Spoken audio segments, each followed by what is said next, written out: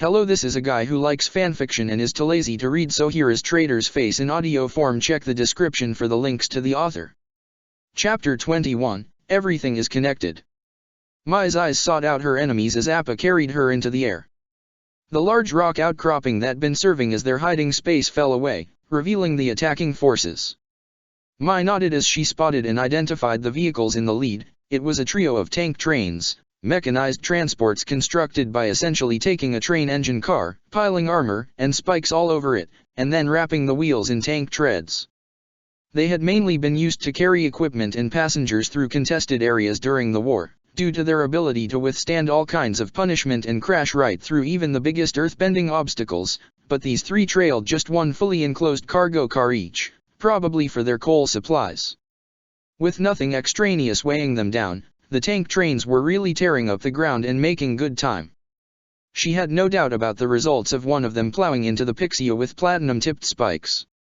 Mai leaned over the side of Appa's saddle to look at the ground below, and spotted the stupid Pixia loping along with Aang and the Guru guy on its back.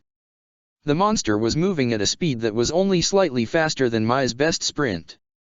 The tank trains would be on the Pixia in moments. Mai looked to where Sokka was steering the Sky Bison with Momo wrapped around his neck, and he was already turning to look back at her. Their eyes met, and Sokka stared at her without hostility, without any guardedness. The bitterness he had been displaying since Crescent Island had been put aside in favor of just getting things done, it seemed. She said, "That armor's too thick for personal weapons, and they can run for as long as they have coal. We need a power attack." Sokka nodded and guided Appa to face and dive at the tank trains. Mai moved to one side of the saddle and got her weapons ready, while Katara moved to the other and uncorked her waterskin. Aang had said that the Rhino Riders were acting as a vanguard for the... An arrow whistled through the air right past Mai's face. Ah, there they were. She extended her arms and stretched a certain wrist muscle in each to activate the bolt launchers she wore just below her fists. Small arrows of her own shot back at the rhino riding archer. She was getting quite practiced at plotting vectors from Appa's saddle, but her bolts were only true enough that the archer had to throw himself sideways to dodge, successfully staying in his saddle. At least he couldn't get off another shot before Appa was sailing past him. Now for the tank trains. Mai's hairtails snapped in the wind as Sokka let Appa fly between two of the mechanized vehicles and then pulled the reins to turn the Sky Bison back around and accelerate. Appa inched up to fly right alongside the leftmost tank train, and Mai grabbed onto the saddle's edge and looped her arms through the hold holes as the cargo car loomed beside her. She thought she heard Katara make some kind of squeak from the other side of the saddle, but it was hard to tell over the rushing wind. Then Appa sideswiped the cargo car. A 10-ton Sky Bison slammed into a big metal box on tank treads, and the metal box won. Appa bounced off and the cargo car did nothing more than rattle. It didn't even tip. It must have been full of coal. Sokka shouted, "Going again." Mai held on tighter and clenched her jaw. This time Appa kicked out with his three legs as he slammed into the cargo car. This time the tank train's treads lifted slightly before crashing back down again. This time Appa bounced off even harder and spun in the air, leaving Mai dangling for a moment before gravity returned to its proper vector. Well, so much for that. Katara scooted over, holding onto her hat. What do we do now? Mai considered. Ask that one guy from the last fight to lend us some explosives. She ignored Katara's disbelieving grunt and looked ahead. One of the other tank trains was pulling ahead, paced by the Rhino Riders. She crawled to the front of the saddle and pointed past Sokka's head. Get in front of them. I have an idea. It was true, Mai did have an idea. It was a terrible idea, an idea that not only had a low chance of working, but even its success would be a thoroughly unpleasant experience. But then, her life was one long unpleasant experience, so why not? Sokka snapped the reins and Appa zoomed up and forward in response. Archer on the right, he called back. Katara stood up in the saddle, and Mai grabbed the other girl's ankles to make sure there was no unplanned disembarking.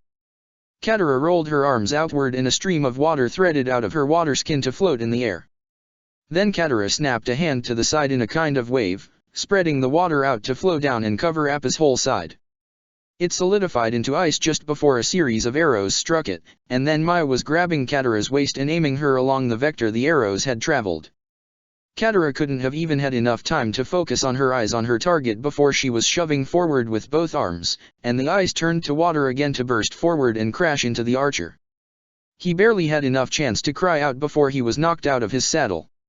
Mai's view of the bouncing archer was eclipsed as Katara plopped back down into the saddle and gave her a completely inappropriate hug. "We got him." "Great." It was like extracting herself from one of Ty Lee's embraces. "Please let go so that I can leave now." "Huh. Hold it steady, Sokka," Mai called as she began climbing over the saddle's side. He turned around and said, "Huh." Then Mai jumped.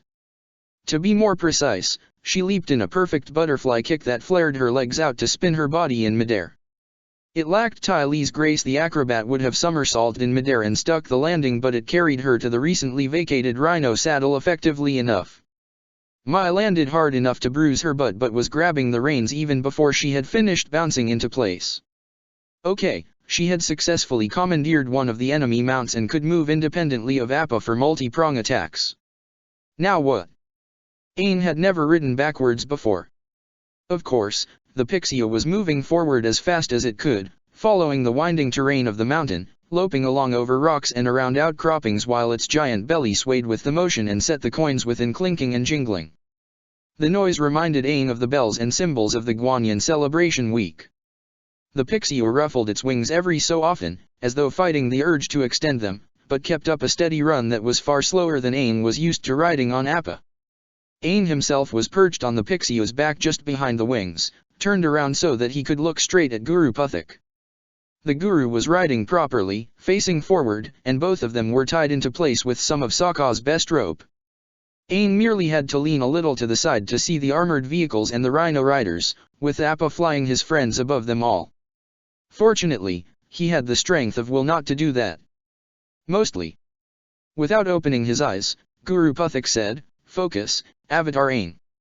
Say it with me, OM." Aang repeated the sacred syllable and closed his own eyes, ignoring the noise of the battle. Instead, he focused on the sound of the Pixia's feet stomping the ground, a skipping that mimicked the cockeyed regularity of a heartbeat. The Guru spoke with the same droning cadence as a Shanghai flute. "Breathe in, and breathe out. Let the world fall away from you even as you turn your focus outward. Breathe in and breath out." Aang knew how to meditate, but this was something different. He wasn't just seeking peace. He wasn't exploring the storm within, or burning with the fury of the volcano. He was calming his mind and trying to pierce the veil of the physical world around him. "Peace," Guru Puthik intoned. "Too much effort can cloud the mind. Start with one connection, your strongest. It is a connection that has been with you for many years. It is a connection that has followed you from another world, another age. A connection that represents an unbreakable bond. Find it within you, and outside of you as well. Who do you sense at the other end?" Aang didn't pay too much attention to the words or riddle. He simply let them travel in through his ears and rattle around in his mind while he achieved the perfect peaceful state of meditation. As he breathed in and out, he felt a presence. Warm. Comforting. Large. Loyal. Beloved. Companion. Sky Bison. Appa. Appa. Appa was here with him, even though Aang was riding another mount altogether. He could feel Appa flying through the skies above the mountainside, could feel Appa's fear and exhilaration and worry for everyone else. He could even feel the tugging of the reins on Appa's horns. It was amazing. It was wonderful. It was beautiful. And on top of Appa was Sokka. The bond between Sokka and Appa glowed in Aang's mind, glowed almost as bright as the link between Sokka and Aang himself. And Sokka had a bond with his sister, a bond as strong as Aang's with Appa. There was another bond, a shared bond, one that linked Aang and Sokka and Appa to someone else. On Aang and Sokka's part, it was weak, fluttery, almost painful. But for Appa, the link was strong and healthy. It led down to ground, to a cold presence that threatened Aang's peacefulness, threatened to shatter this reality of energies and strings of fate. He breathed in and out, and refocused his attention on Appa again. "Yes," the Guru almost sang. You see without seeing. You perceive the world beyond the physical, the people in your life beyond their mere bodies. This is how you must look at the world if you want to touch its energies. This is how you must look at the pixie below you, if you want to heal it. Aang breathed in and out. A Komodo rhino was nice, but Mai had decided that what she really wanted was one of the tank trains. The one in the center was in the lead, gaining rapidly on the pixie despite Appa's harassing dives and Katara's icicle missiles. Mai spurred her mount to catch up, not caring if she exhausted the thing to death, and guided it until it was running alongside the cargo car. Then she drew her best long Wei Shui steel knife and slid the blade into the thin space between two overlapping armor plates. After just an angled tug to ensure that it was wedged in properly, she used it to pull herself up onto the side of the tank. The Komodo rhino apparently was not used to this, and decided that it had put up quite enough with Mai's antics. It slowed and veered away and left her hanging over the rushing ground. Well, Ash. Still, that was why she had picked Wei Shui knife. It held without twisting or yielding, and Mai was able to use her other hand to grab a spike. In retrospect, the Fire Nation's penchant for putting spikes on everything was perhaps a sign of compromised intentions, and tilted herself so that her boots could find purchase on a ridge of armor. The air back here at the cargo car was foul, a mix of dust ripped up from the ground by the tank treads and the black exhaust streaming out of the engine's smokestack. Mai tried to keep her breathing to a minimum and began climbing her way one spike and anchored knife at a time to the coupling between the cargo car and the engine. The door to the cargo cabin stood unguarded before Mai, and she reached behind her back to draw her new sword for the first time in combat. She grabbed the handwheel, breathed in and out once, and then turned it and kicked the door open. Two engineers in goggles spun to face her, but the cabin wasn't very large, and there was little they could do as she raised her sword. The closer engineer was only able to open his mouth as though to speak when Mai smacked him in the face with the flat of her sword like she was swinging a club. He dropped in an instant. The other engineer raised her hands as though to defend herself, but Mai was up close before anything like a proper guard stance could be assumed, and had the blade of the sword pressed up against the engineer's throat. She looked past the other woman at the sprawl of controls for the tank train, a mess of levers and dials and buttons and switches that had no meaning to her. Well, maybe she didn't want a tank train after all. Either you shut this thing down, or I'll destroy it. You dash, the engineer choked as she tried to avoid swallowing. You wouldn't know the first thing about sabotaging a vehicle as complex as this. Mai brought her face closer to her prisoner's. A childhood friend once told me that the more complex something is, the easier it is to break. She glanced over at the control panel again, and at the grating concealing the roaring fire of the tank train's heart. I think I'd start by pushing all these levers all the way to the front and tightening the steam vents dash. Okay. This time, the engineer did swallow, even though it made her throat scape the sword's cutting edge. I'll shut it down. Mai backed off a bit to let the engineer work, and as soon as she felt the tank train's speed decreasing, she used the butt of her sword's handle to smack the back of the engineer's head. She thought about killing both engineers before she left, but decided that she didn't have the time right now. She could conclusively prove her new loyalties later. She left the engine cabin as the tank train ground to a halt, and stepped back off onto the mountainside to find the platinum blade of a Guandeo arcing right towards her face. Sokka held onto the reins hard with all his strength, Momo screeching in his ear the whole time, as Appa made a sharp climb into the air. The echoes of the armored rhino rider's bomb washed over Sokka as they safely leveled off, and he resolved to see about getting himself a supply of explosives. If he could ever get over the fear of carrying such things on his fragile body, they made for really effective weapons. After a quick glance confirmed that Katara had held on and was still in the saddle on Appa's back, Sokka took advantage of the sanctuary of the high altitude to check out the scene below. One of the tank trains had come to a complete stop, and it looked like Mai was fighting two of the rhino riders, the one with the Guandeo and the one with the chain bowler right beside it. She could probably take care of herself, and hey, one giant evil machine down. Sokka looked ahead, and his heart sank. Two evil giant machines to go, and one was really starting to get close to the running Pixiu. He assumed that the lack of any flying on the Pixiu's part meant that Aang hadn't figured out how to heal it yet. Sokka directed Appa in a gentle dive as he looked around for more detail. The armored bomb thrower was guarding the second tank train, while the firebender was riding his rhino alongside the first. A plan began forming in Sokka's mind, but that firebender was a complication. If he got too close to the Pixiu, but wait. Sokka turned to his sister so fast he startled Momo into hopping off of him. I'm dropping you off on the Pixiu. You'll have to defend Aang and the Fuga from the firebender. Katara blinked. Wait, what about you? Appa and I are about to do something that's either going to be spectacular or a complete waste of our time. Oh. She corked her water skin and climbed up to sit beside him on Appa's head. Well, as long as there's a chance of spectacular dash. Appa roared as dived down towards the Pixiu, and grunted as he slowed in time to hover right above Thing. Katara leaped down onto the Pixiu's back, and Sokka stayed only long enough to make sure she landed safely before he directed Appa back towards the tank train. The firebender shot a flame at them as they passed, but Appa knew his business and dodged around it. Before, Sokka had tried to get Appa to knock a tank train over. It hadn't gone well, but maybe the problem wasn't a lack of strength on the Sky Bison's part. Maybe the Fire Nation had simply designed the tank trains to be really good at staying upright. But Sokka had figured out an angle that the Fire Nation might have missed. So he directed Appa to once again match the speed of the tank train and pace it as it raced along, but instead of keeping the Sky Bison alongside the vehicle, he had Appa flying above it. Okay, buddy. Go on and land on the cargo car. Appa grunted and did as he was told, but the car wasn't quite wide enough to accommodate the Sky Bison's full body, and his legs wound up dangling over the sides as he rested on belly down on the armor plating. The tank train slowed noticeably as the Sky Bison rested its full weight on it, and the Pixiu and the firebender both pulled ahead. So far, so good, but merely slowing the thing until the armored bomber caught up wasn't going to accomplish much.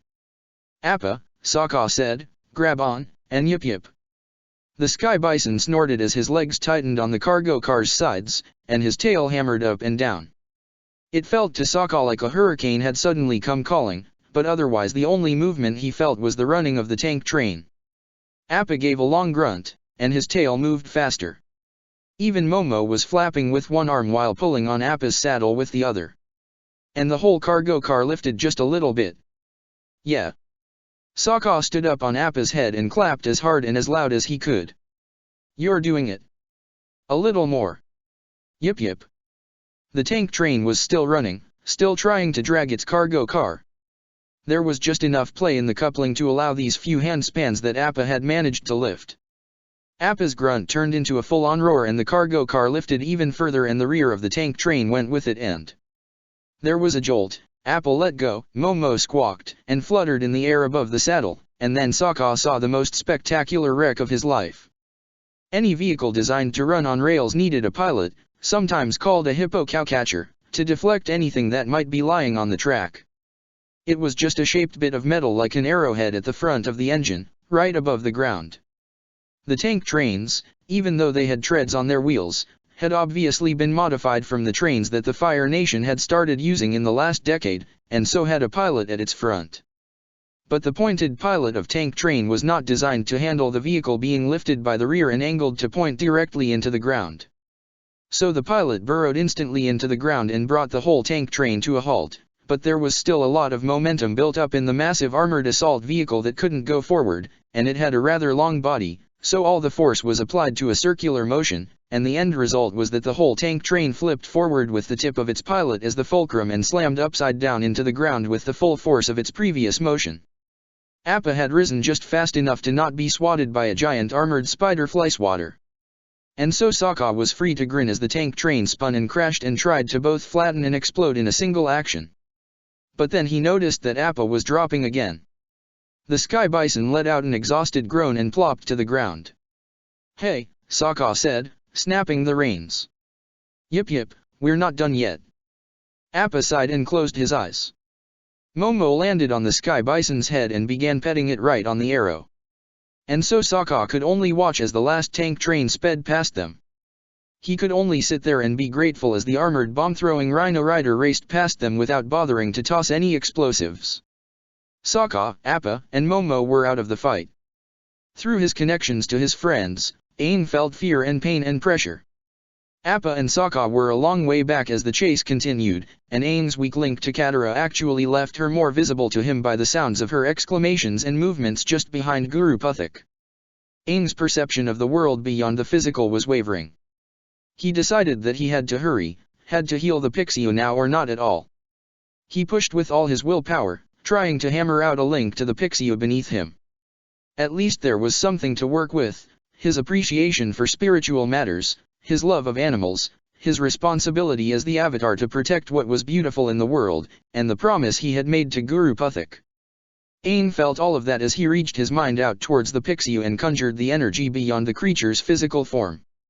"Maintain your peace, Aang," the Guru said. "Only at peace can you tap into your greatest power. Feel the connection you have with all living things, not necessarily as friendship, but as the recognition that all are one and that we influence each other with everything we do." Aang breathed in and out. Katara was swiftly coming to the conclusion that Sokka was an idiot. "Just defend Aang and the Guru from the firebender," he said. Sure, that sounded easy. But Katara was rapidly learning that when she blocked a fireball with her waterbending, she lost some of that water to steam. And she had already tried to attack the firebender and knock him off his mount like that archer from before, but this one was turning to be really good at dodging, and he didn't have to worry about running out of fire when he used his element to defend himself from Katara's water and ice. While Aang and the Guru meditated silently behind her, Katara doused another incoming fireball and spun on the Pixiu's back to turn her water shield into a reaching tentacle, but the firebender had already directed his mount to move and slow a bit, putting him out of her reach. She couldn't retract her water before another stream of flame had boiled away some of its substance, but at least the firebender was out of attack range for now. And then there was that last tank train that was coming up fast. Katara had seen that second tank train flip over, but why wasn't Appa flying back? Had Sokka gotten hurt? Had Appa gotten hurt? Were they alive? The thoughts echoed in her head along with the jingle-jingle sound of the Pixiu's coin-filled belly. Katara was brought back to reality by the roar of a Komodo rhino, and she prepared to have more fire thrown at her, but the firebender was turning away and putting even more distance between himself and the Pixiu. Where could? Then Katara saw another Komodo rhino racing up with Mai in the saddle. Katara gasped with relief. She wasn't alone. She wanted to ask Mai to go check on Sokka, but as much as she hated to admit it, there were more pressing concerns right now. That last tank train was only getting closer, and the pair of spikes mounted on the front of the engine looked awfully big even compared to the Pixiu. So as Mai pulled her rhino up alongside the Pixiu, Katara said, "Defend Aang and the Guru. I have something to do, and then I'm going back to find my brother." She waited for Mai's nod, and then streamed her water into a long line that she froze into a spike of ice. She ran forward to the edge of the Pixiu's backside and then jammed the spike into the ground, using it as a pole to vault into the air. The firebender raced past her with a look of surprise on his face, and then the tank train was coming up fast and Katara tucked her legs up and made herself keep her eyes open. And why did she try this? She was going to die, oh mom. She landed in a crouch on top of the tank train's engine and fell into a tumble that ended by smacking into the smokestack. Ow. But now Katara was on top of an engine that ran on steam, and she was a waterbender. Using the smokestack to keep herself stable, she stood up and reached out to sense the moisture deep within the massive metal engine, moisture that was more angry and energetic than any she had felt before.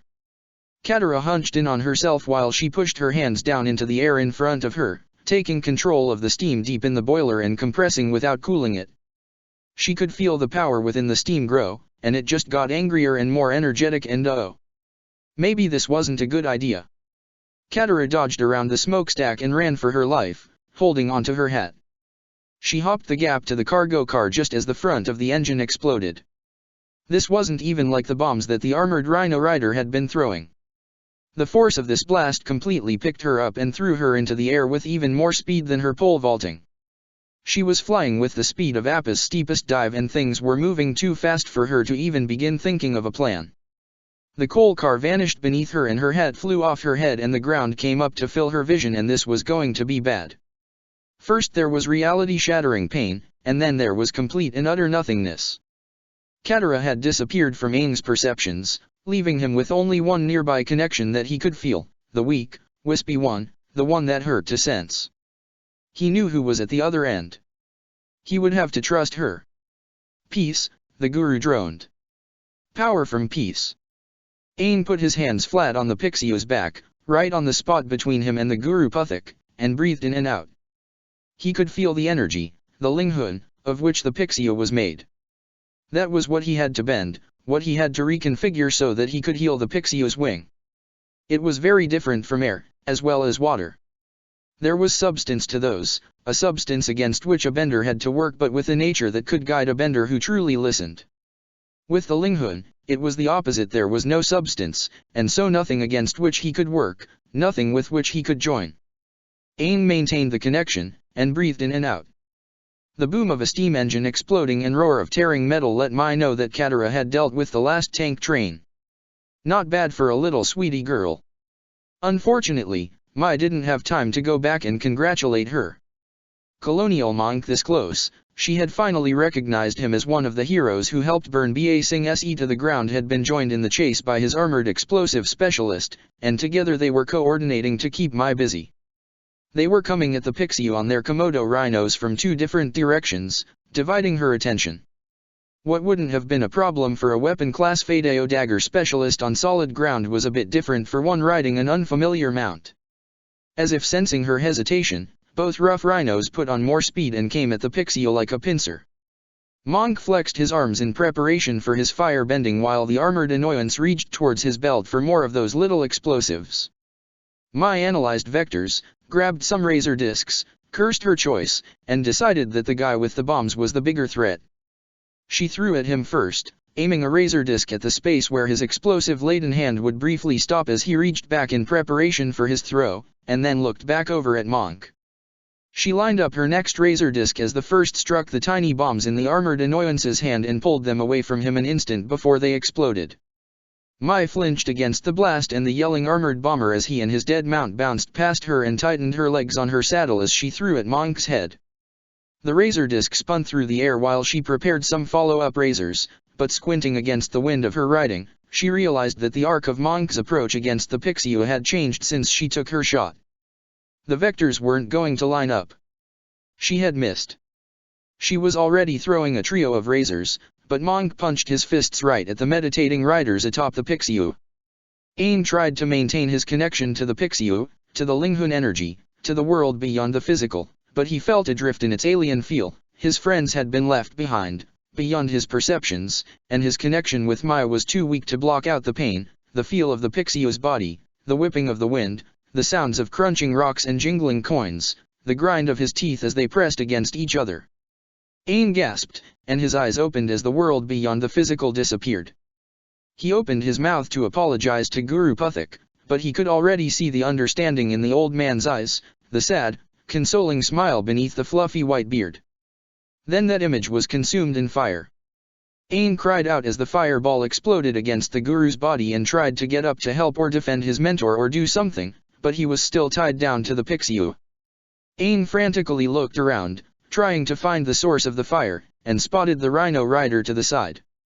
It was the firebender with the feather in his topknot, and he was grinning as he shifted in his saddle into another attack motion, and Ain frantically tried to muster a wind defense, but he was dizzy and trapped, and a trio of knives zipped right past the firebender, one blade slicing through the man's forehead, one cutting a line across his arm, and the last severing a strap on his saddle. The firebender flinched, disrupting his attack, and then he and his saddle both tipped and fell right off the running rhino. Mai brought her stolen rhino to a stop just in front of Monk. The hero of the Fire Nation had taken a pretty bad fall, not at all helped by the full charge his mount had been running at, and seemed to be in no hurry to get up. Mai took her time sliding out of her own saddle and approaching him. As she walked, she flicked her right arm out so that her sleeve would fall behind the scabbard hanging from the back of her waist, and drew her new sword out to shine in the sunlight. Monk groaned and looked up at her. Mai kicked him in the head, right where her razor had cut him. Monk went sprawling, falling on his back, and before he could even open his eyes again, the point of Mai's sword was right at his throat. "I give up," he croaked. Mai said nothing. This piece of human garbage had killed the Guru. An old man who just wanted to help Aang and random money-eating monsters was probably dead now because of this soldier. Mai knew nothing of healing and could do little for the guru if he was still alive, but she could avenge him. She could remove the jerk who killed the old man, and in doing so remove someone who served the corrupt goals of the Fire Nation. Someone who had caused Aang pain. Mai breathed in and out and made the choice to plunge her sword into Monk's throat, to properly swear allegiance to the green robes she now wore. She made the choice, but she didn't move. Then Aang's voice rang out with, "We need to find Katara." Mai looked up to find him running up to her. The Pixia was resting some distance ahead, apparently no longer needing to move now that all pursuit had been neutralized. Beside it, a thin human body was lying still on the ground. She shifted her gaze back to Aang. I lost track of her in the fight. She turned to look at the path that the chase had taken, but from this position she couldn't even see the tank train Katara had taken out. Katara is somewhere back there. Aang let out a heavy breath that hitched only once with a sob. Then there's nothing we can do. The guru doesn't have long. Mai looked back down at Monk. Sure there is. Don't. Mai looked up to find Aang's attention fully on her. Why? Because there's no reason to. Punishment for what he did to the guru. Prevention against him ever doing something like that again. Attrition on the Fire Nation's forces. A blow to morale for the people who consider him a hero. Aang shook his head. But that's not why you're doing it. You're doing it because you're mad. I'm not mad. You look mad. Mai blinked. I looked. How could she look mad? She never showed her feelings. She was in complete control. Then she realized she was scowling so hard her face hurt. Mai sheathed her sword. You better get back to the guru. Aang's gaze lingered on her for a moment, and then he deliberately turned his back on her and ran. When Aang was halfway to the Pixiu, Mai whipped her sword out again and kicked Monk in the side hard enough to spin him around to sprawl face down on the rock. He started to growl, but it transitioned into a screech as Mai whipped her blade in a pair of very quick, very precise slices. The sword passed through the thick material of Monk's boots to cut the tendons just above his heels, severing both. Mai sheathed her weapon once again. If you get that fixed quickly, you might be able to walk again someday. Maybe even ride. As she straightened, she added, I wonder how long it will take you to get to a healer. She was about to follow Aang when she spotted the Jian scabbard hanging from Monk's belt.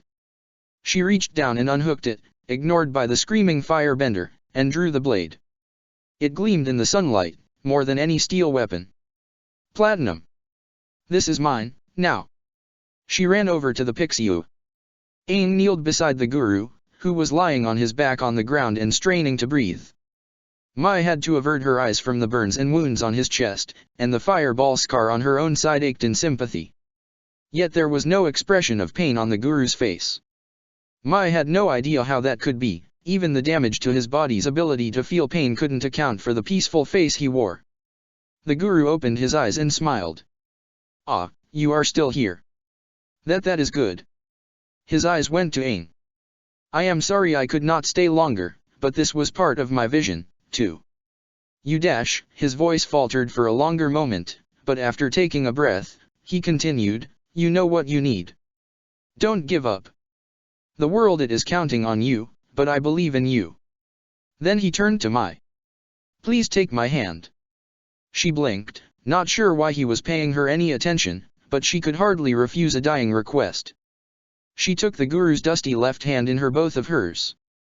He closed his eyes, and then a sensation went through Mai that awoke memories she had thought forgotten.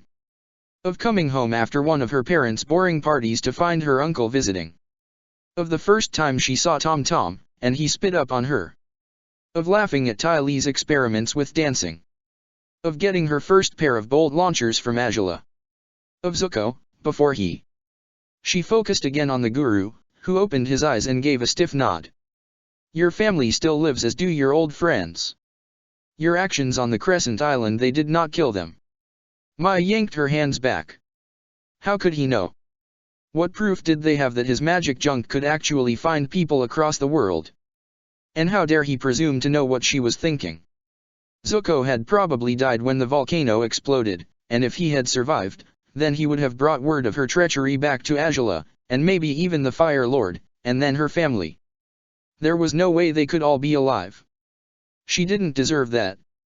She turned away from the guru and muttered, "Thanks." Aang blinked away tears as Guru Puthik turned back to him, and said, "Please don't go. I don't want to be alone again." The guru shuddered, but his eyes stayed steady. "You were never alone, Aang. Remember, everything is connected. I missed the air nomads, too, but there are still so many wonderful things in the world. Carry your nation in your heart, look to your connections as well. They will aid you in what you need to you." Aang knew Guru Puthik was right, but it still didn't help. "Maybe we'll meet again in another life." "Yes," the guru sighed. "I'd like that." Then he stopped breathing. Aang continued holding onto his hand, and sat there in the dirt of the mountain as his tears fell. He wasn't sure how long it was before Mai wrapped one of her arms around him, but he did know that he didn't care whether they were really friends or not right now. He leaned into her, and pretended that they were. The light turned to the orange color of the setting sun as Zuko watched Suki's workout. The self-proclaimed Kyoshi warrior certainly had considerable skill. Zuko recognized the Aikido style favored by some back in the Fire Nation. Those who could fire bend, of course, studied those styles, but amongst the nobles who couldn't command the flame, some chose to learn the redirections and joint locks of Aikido as their preferred form of self-defense. Uncle Iroh had spoken of learning the techniques, Zuko recalled, although why a Prince Admiral Firebender would need to was beyond him. Suki moved from one end of her cell to another, each step heralding at least one attack with her hands, elbows, knees, or feet. She moved smoothly and efficiently, although she lacked the grace of Azula, Ty Lee, or M. He sat up on his cot. "So what is it you want?" Suki twisted her arms in what seemed to be the act of throwing an imaginary opponent and then relaxed her posture. "To be you friend, remember?" Zuko chose to ignore that. "You spoke of surviving troubles. Is your only goal to survive, or do you want more?" "Oh." Suki crossed her arms over her chest and stared off into space. "I'd like to go home, if I can.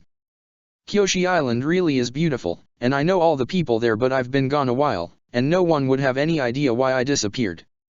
They might have figured out that I'm a traitor, so I wouldn't be able to go back." Zuko almost reached up to touch his scar before he stopped himself. "I can understand wanting to go home." "Yeah." Suki sighed and shrugged. "But it might take me a while. So I have a lot of work ahead of me. And I'll need the help of friends and allies." Help? Did Zuko want this girl's help against Zhao, their mutual enemy? Did he want to help her? Would Azula accept this kind of help? Could there be help without trust? He hoped so. When Katara awoke, she found Master Hamel leaning over her. What had happened? She remembered the chase, and the tank trains, and trying to destroy one of them, but... Oh. Katara tried to sit up, and realized that she was lying in a trough of water. She recognized the walls around her as belonging to the clinic back in the Earthbender village. When dash. Stay put. Master Hammer pushed Katara back down so that the water covered her just short of her face. You took a very bad fall. I have been working on you for several hours, and I will not have you marring your pretty skin with scars when I'm this close to being finished. Katara did as her Saifu commanded, and tried to remember what happened. I fell off the tank train. Well, falling is perhaps understating it. From what I can tell, you were pushed off of it fast enough to skid quite a distance, all over rocky ground. The other healers and I have had to work on both bone and flesh these last few hours, but you are almost whole again. Katara didn't want to think about how she must have looked when she had been found. I failed again. Failed? Again? Child, you destroyed one of those awful machines by yourself, if that Fire Nation Fritter's account can be trusted, and all your friends survived, along with the Pixiu. The Fire Nation has been run off and your monster is safely quartered here in the village with the Sky Bison. Katara decided not to argue with Master Hammer, but she couldn't reconcile nearly killing herself with any kind of proper victory. Besides, the others had done most of the work. So everyone's okay. Master Hammer didn't answer right away, and Katara's throat tightened just like when she looked up into a clear sky. Who got hurt? Not Sokka dash. No, Sokka, the Avatar, and even Mai are all okay. But the air nomad guru you met, a firebender got him. Katara tried to sit up again, but when she tried to brace herself with her hands, they slipped in the trough and she momentarily dunked her face. Guru Puthik didn't make it. They're giving him a funeral at midnight at the peak of one of the mountains. If you want to attend or if you want to avenge him, you'll sit still and let me finish. Master Hammer raised her hands to control the water, and a glow filled Katara's vision. I respect wanting to do as much damage to the Fire Nation as possible, but destroying yourself in the process is too high a price. You're the last waterbender of the Southern Water Tribe. Katara sighed and let herself go limp in the water. She ignored Master Hammer's work, ignored the glow of the water, ignored the tingling in her muscles and bones, ignored the title she had just been given. She was the one who had ordered Mai to protect the Guru, Aang, and the Pixia while she went off to fight a tank train. Why did she think she could order more experienced warriors around like that? Why did she think she could be as good as Sokka or Mai? Why did she think she deserved to go home as a failure? Mai hadn't expected the Guru to get a funeral pyre. That had always seemed like a uniquely Fire Nation thing. But Aang had insisted. The spiritual brothers to the air nomads had mixed some beliefs from all their nations in their culture, and their funerals consisted of a pyre at the peak of a windy mountain, so that they could be carried on the breezes to rejoin the earth wherever their particles landed. Most of the Guru's ashes would become part of the mountain range, but others might be carried as far as the sea. No one would ever really know. Tyro, Haru, and others from the Earthbender Sanctuary had arranged it on Aang's instructions. Except for a few guards, most of the village had turned out for the midnight ceremony. Mai stood with Appa and the Pixiu at the edge of the gathering, but she could see the others up at the front, gazing into the flames. Sokka and Katara stood together, their arms around each other, stoic in the light of the pyre. Aang was right next to them, clutching Momo in his arms like Mai had seen Mother hold Tom Tom during stressful moments. He cried silently, but kept his eyes on the fire. Mai held back a sigh. Tomorrow they would be leaving the Earthbender village. As crazy as the day had been, Aang had decided that they had rested and healed long enough. It was time for him to return to his duties as the Avatar. He was convinced that this Linghun energy of the Gurus was the start of figuring out how to fix the world, somehow. Mai had expected Sokka and Katara to insist on going to Full Moon Bay first, to find their tribe, but it hadn't played out like that. Sokka had brought it up when they were discussing their plans, right before the funeral, but Katara had shaken her head. "We can't be selfish," she had said. "We need to help the Avatar, and meeting Gran again isn't going to get him any further." Sokka had been visibly confused. "But you dash." "I want to stay and help Aang," Katara had said, her eyes intense in a way that reminded Mai of Azula. "I'll let you know when I'm ready to go home." Then she had tugged her new hat down lower, shielding most of her face from view. Sokka, of course, had only been able to surrender. All boys were apparently suckers for their sisters. By now, the fires of the Guru's pyre were low. Aang put Momo down, and started moving in an airbender form that summoned a gentle wind. With each step he took, the force of the wind increased, but it always remained soft. Mai almost thought she could relax into it like a pillow and it would cradle her above the ground. But, of course, that was just an illusion. Once all the ashes from the pyre were sent on their journey, the funeral was over. The villagers began shuffling off back to their homes, all of them silent. Mai stayed put. She could see that Aang and the Water Tribe siblings were doing the same. Eventually, the group was left alone. She briefly considered leaving after all, of going back on the decision she had made earlier, but when she went to move, she found Appa blocking her path, looking at her with those bovine eyes of his. She had been caught, it seemed. Giving in with a sigh, she changed course and walked over to Aang. "Hey." He didn't look back at her. "Hey. I've been thinking about what the Guru said to you." "Yeah." Mai folded her hands together in her sleeves. He was right. Finally, Aang turned to look at her. She couldn't see the details of his face in the dark, but his eyes reflected the starlight. "About what?" "Your connection's helping you." "I don't know if I believe in all that crazy energy stuff, but he was right about the practical component." She swallowed, and then said, "That's why I chose you." "Chose me?" At Crescent Island. When Prince Zuko had captured you. I had served him because he was my friend, and we had grown up together, and I was loyal to the Fire Nation and to AZ, but what I saw Mai closed her eyes and sighed. I realized I cared too much about you to let you get hurt. Even in the name of all those other loyalties. That's why I betrayed Zuko even after I betrayed you. You're the best person I know. Aang said nothing. Mai gave a short bow. I just wanted to tell you that the Guru was right. You made a connection with me that saved you. And I'll be helping you until you win. So I'll see you in the morning.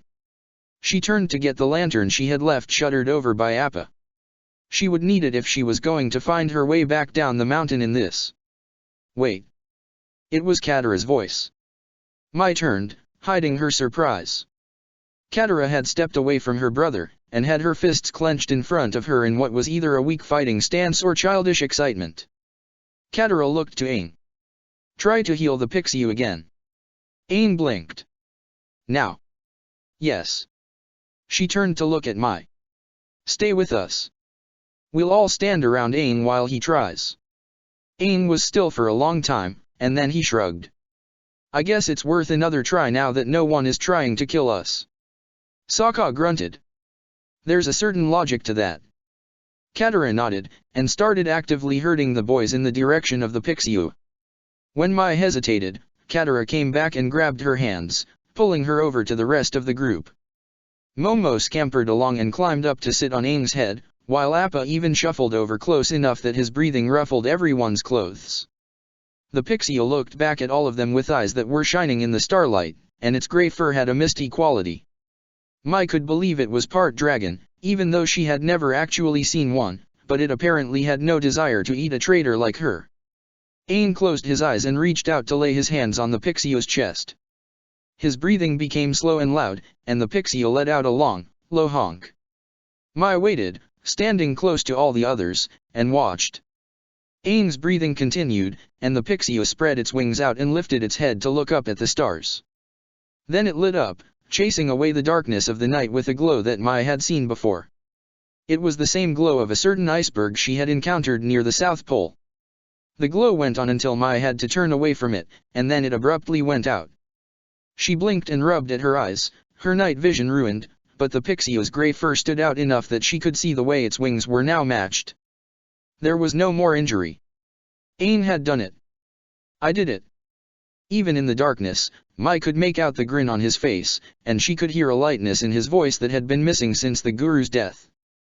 On a whim, she turned to glance back at the remains of the funeral pyre, but there was nothing to see. She didn't know what she had been expecting. She turned back to the group, and found the Pixiu nuzzling a laughing Aang. Then it gave the same nuzzle to Katara, who also laughed, and bumped its nose against Sokka's chest, who accepted it politely but nervously. Then it turned to Mai. She stared back at it, and wondered if it was going to eat her now. The Pixiu honked at her instead. She was going to give it a friendly wave to fulfill social obligations, but then it honked again and coughed up a wad of something on her.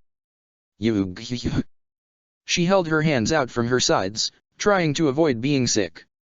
She was covered in some kind of slime like the snots that ran out of Tom Tom's nose. She said again, and tried to flick some of the goo off her hands. The slime splattered against the stone of the mountain with a metal jingle. Hey, Sokka said, and then ran off to find her lantern.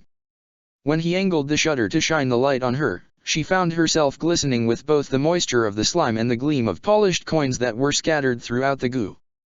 She glanced at all the others, and found them trying to hold back laughter. Even Sokka. Even Appa. Katara stepped forward to pluck one of the slimy coins off of Mai's shoulder. I guess he wanted to give you a gift in return for your help. Mai swallowed heavily. I hope there's enough here to cover the cost of a new robe. Katara stuck the coin back where she found it. I'll help you clean up. Thanks. Maybe Mai would give the waterbender a tip in exchange for the assistance. After all, the Pixiu had barfed the money on her alone, so she should be the one to parcel out the shares, right? The Pixiu flexed its wings, launched itself into the sky, and flew away into the night. Mai was left alone with the only people willing to tolerate her. Chapter 22, The capital conspiracies. Zhao stepped off the ramp and onto the ground of his homeland's capital for the first time in years. It was a good day, a hot and bright afternoon with the sun not quite touching the horizon, something worthy of the return of the Fire Nation's greatest hero. Or, at least, he was sure that history books would eventually be written to describe something along those lines. Zhao left his ship with a case of important documents while the crew prepared it for a prolonged stay, making his way down the long stone dock, past the other ships sharing this berth. The capital harbor was massive, ringing a natural bay that could hold and provision a small armada.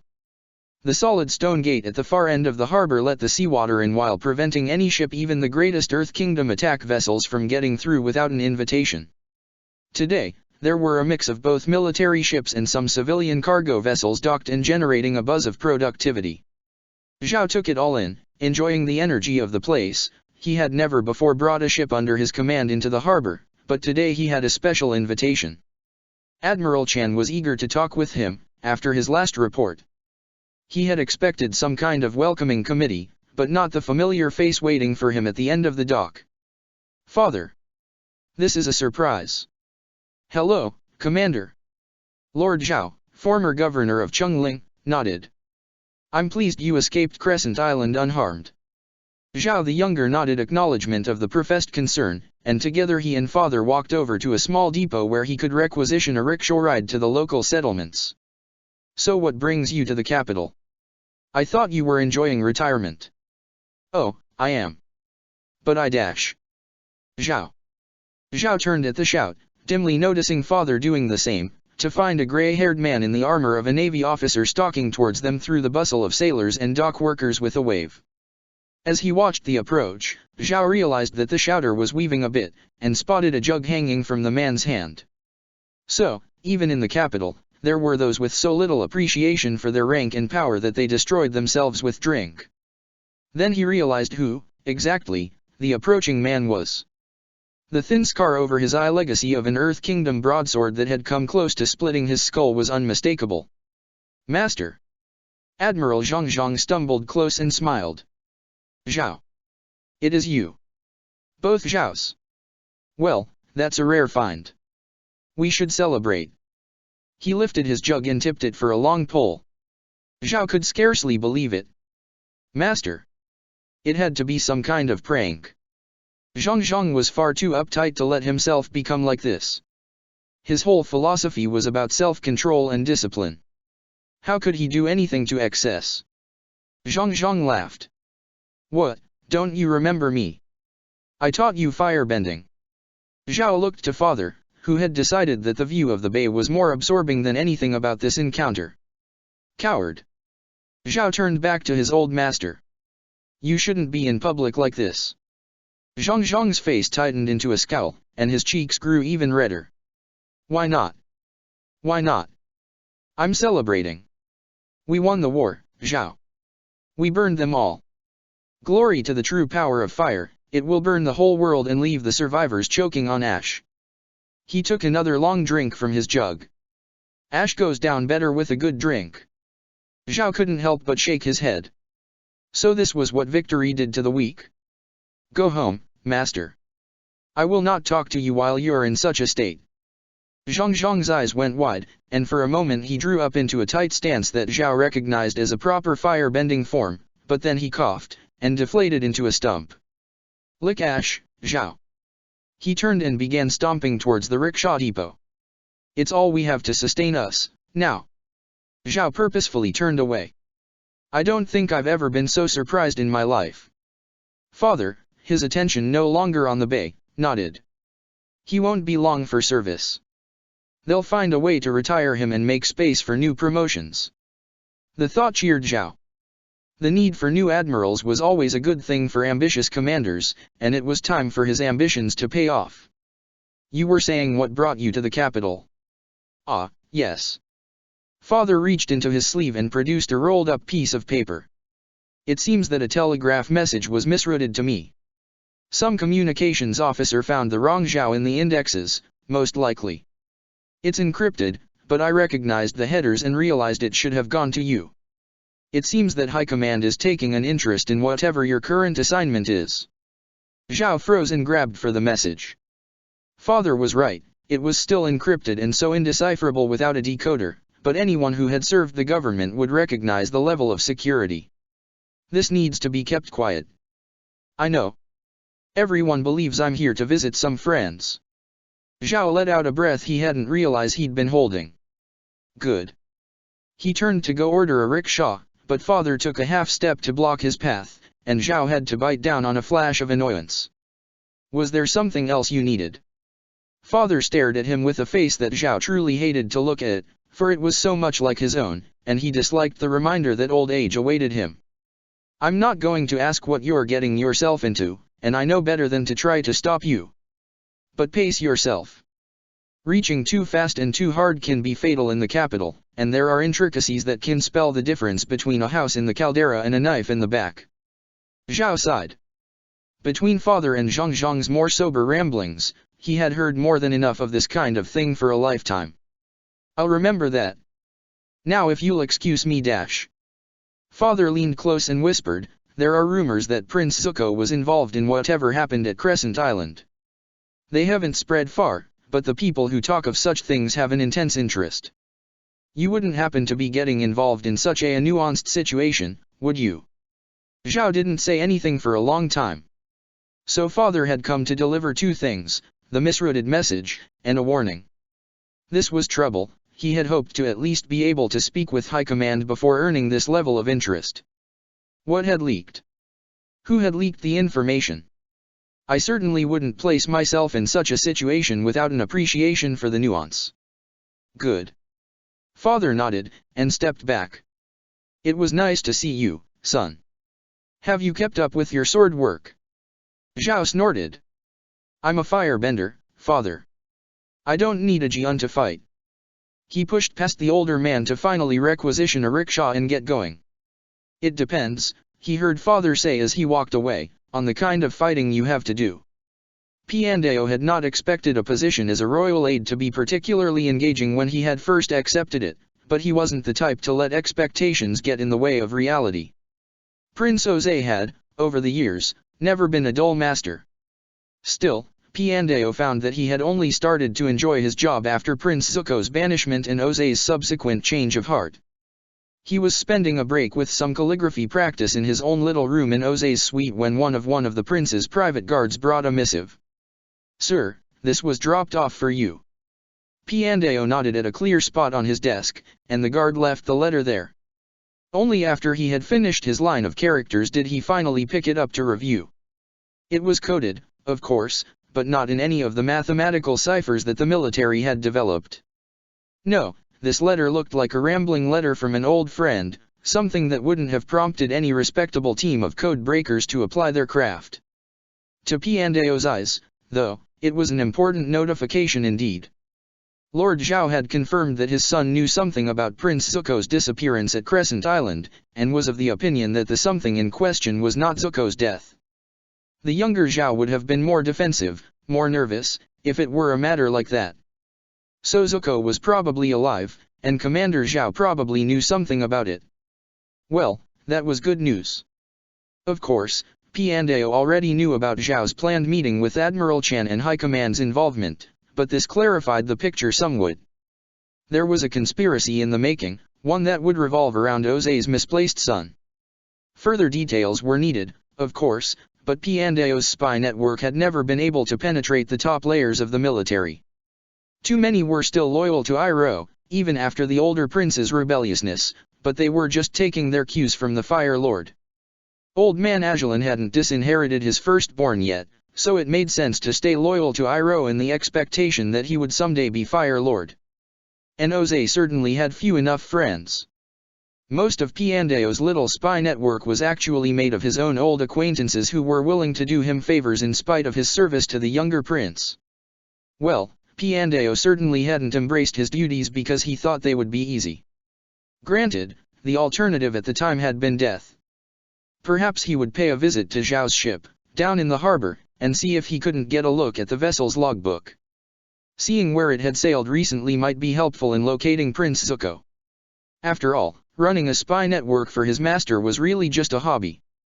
By profession, he was a weapon of the Fire Nation, the deadliest single warrior in the entire world, and sneaking onto ship manned by a skeleton crew was so easy that even an amateur could do it. The sun had set before Zhao finally made his way to his meeting with Admiral Chan.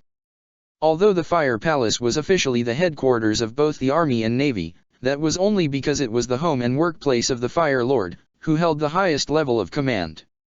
As a practical matter, the actual functioning of the military administration needed someplace more specialized.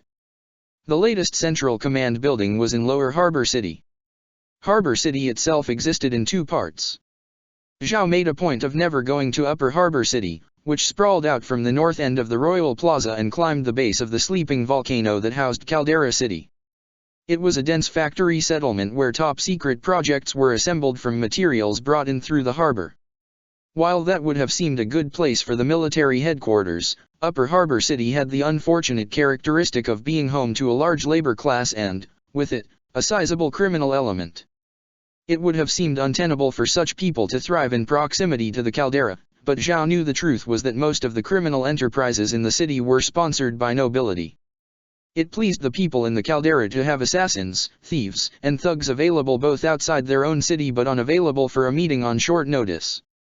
Personally, Zhao preferred to just have any potential criminal partners retrieved from their safely distant hives, even if it involved waiting. Of course, the military could be victimized by the less savory side of the nobility just as easily as anyone else, so its command center had been constructed in Lower Harbor City, a settlement that was administered together with its counterpart but existing as a physically separate entity.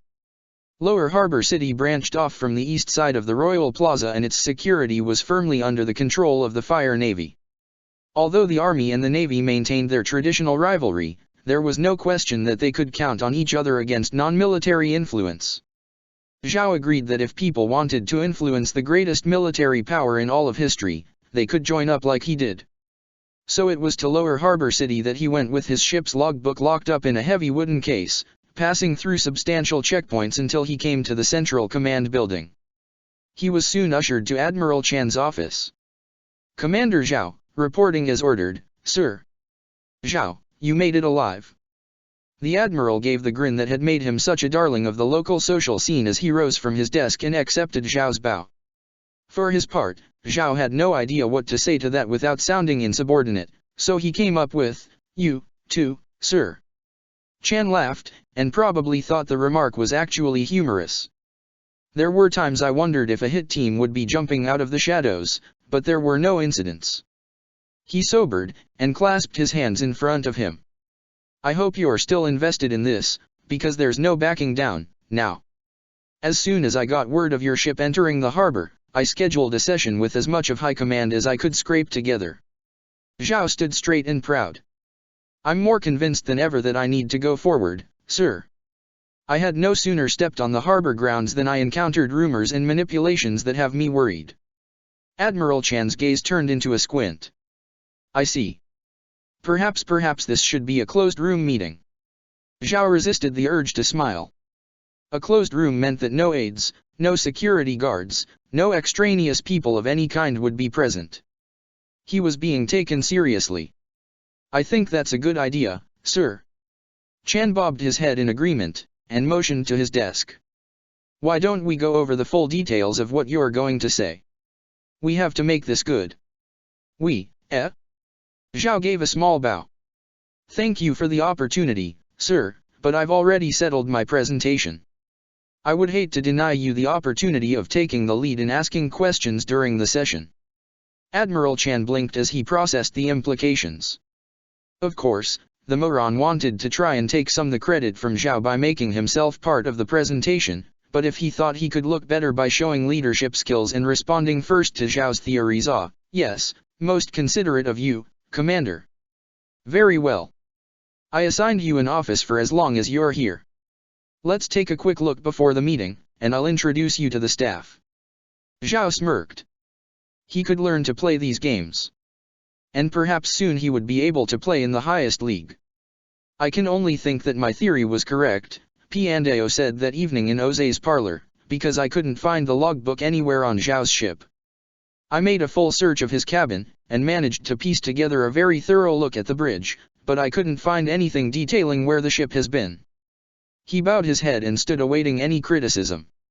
As usual, there was a blaze going in the fireplace, and Prince Jose sat on the couch basking in its light, gaze unfocused. Did you have a chance to interrogate the crew? My prince, everyone on that ship serves regularly under Zhao. My borrowed uniform withstood scrutiny from a distance, but every member of the crew would have sounded an alarm as soon as they spotted a stranger on the ship. I eavesdropped as much as I could, but there were no convenient conversations about your son's location. Piandao quirked a smile as he decided to mention the other plan he had thought up but discarded.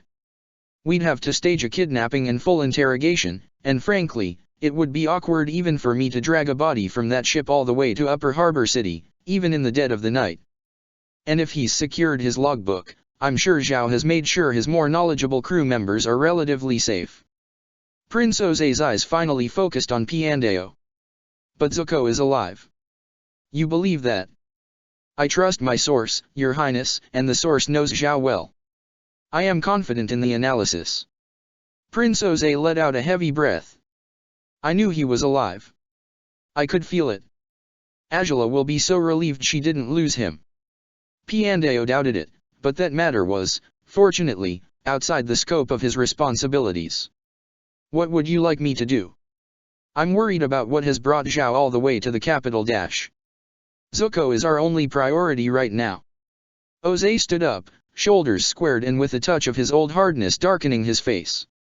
Your full attention, and that of all your agents, should be on finding him and ensuring his safety. Piandao gave a short bow, hoping that it looked sincere. As you say, Your Highness. I will begin formulating plans immediately. Prince Jose didn't stop him as he glided out of the room, and the private guards who always stood at the door to the suite stood aside to let him pass. That was one good thing about the new and improved Prince Jose, as unreasonable as his requests could sometimes get, he trusted his servants to handle their areas of expertise. Sometimes, Piandao wondered about the changes in Jose. He had served the prince for years, even getting involved in the mess with Princess Ursa, which he had told himself would be the last straw. Yet events had conspired to compel Piandao to stay in Jose's employ. Zuko's injury and banishment had seemed to be another monstrous act, but Jose's change afterward had been so dramatic that Piandao actually thought it plausible that the whole matter really was an accident. It seemed the connection between a parent and child truly could shake the foundations of the world. And with that thought, a plan blossomed into Piandao's mind. Inspiration connected to factors as quickly as his own sword work, and soon he had a fully formed strategy. First, he would have to find the people required for this plan, and hope that he wouldn't be interrupting their dinner. In Piandao's experience, people were friendlier when he wasn't making them run into danger without a proper dinner. As was traditional for a closed-room meeting of the Fire Nation's High Command, the lamps were turned low so that shadows dominated the massive conference room. Without any aides, servants, scribes, or guards, the space was left fairly empty. The sounds of boots on the floor echoed as the various admirals, generals, and special ministers found their spaces around the table. Zhao waited for everyone to settle into their kneeling, and then stepped forward to take the last empty place. He bowed as a sign of his gratitude for being invited, and then knelt across from Admiral Chan. Chan looked around and began speaking. Gentlemen, I'm sure you all know Commander Zhao, of what used to be the United South Pole Naval Base. He provided the first reports of the Avatar's return, and has been heavily involved in all the related operations. With my guidance, he has also been investigating some tangential matters that he uncovered, and found some very troubling things. I brought him here to the capital to give me his final report, but due to security concerns, I felt it best that we all hear it together. Commander, you may proceed. Zhao bowed his head again. Thank you, sir. Your guidance has been invaluable. With that formality out of the way, Zhao looked around at his audience. Gentlemen, let me begin by summarizing my investigations. As most of you are probably aware, even before the Avatar's return, the United South Pole Naval Base was afflicted by improbably frequent storms that were impeding the mining operations. Any doubts about the connection were dispelled when my troops witnessed the Avatar create a storm himself as part of his escape from my facilities. As troubling as that was, there was also the matter of a small uprising of water tribals, who seized a supply ship and escaped with the Avatar. That ship was only provisioned and ready to sail because I received an order from Kyoshi Island requesting emergency supplies. That order was falsified by a rogue communications tech under Commander Yun Rha, and that tech went on to kill himself while in captivity. His family, we later discovered, had disappeared after receiving enough coin to pay off all their outstanding debts. Zhao looked around the table as his audience, taking note of their interest.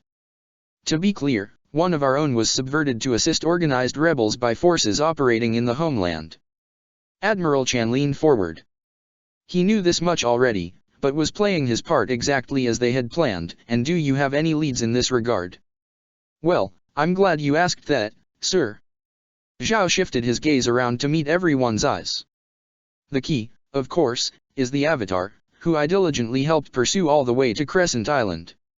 As this hunt went on, I couldn't help but notice the various oddities with which we've been dealing. Spirits rising across the colonial continent?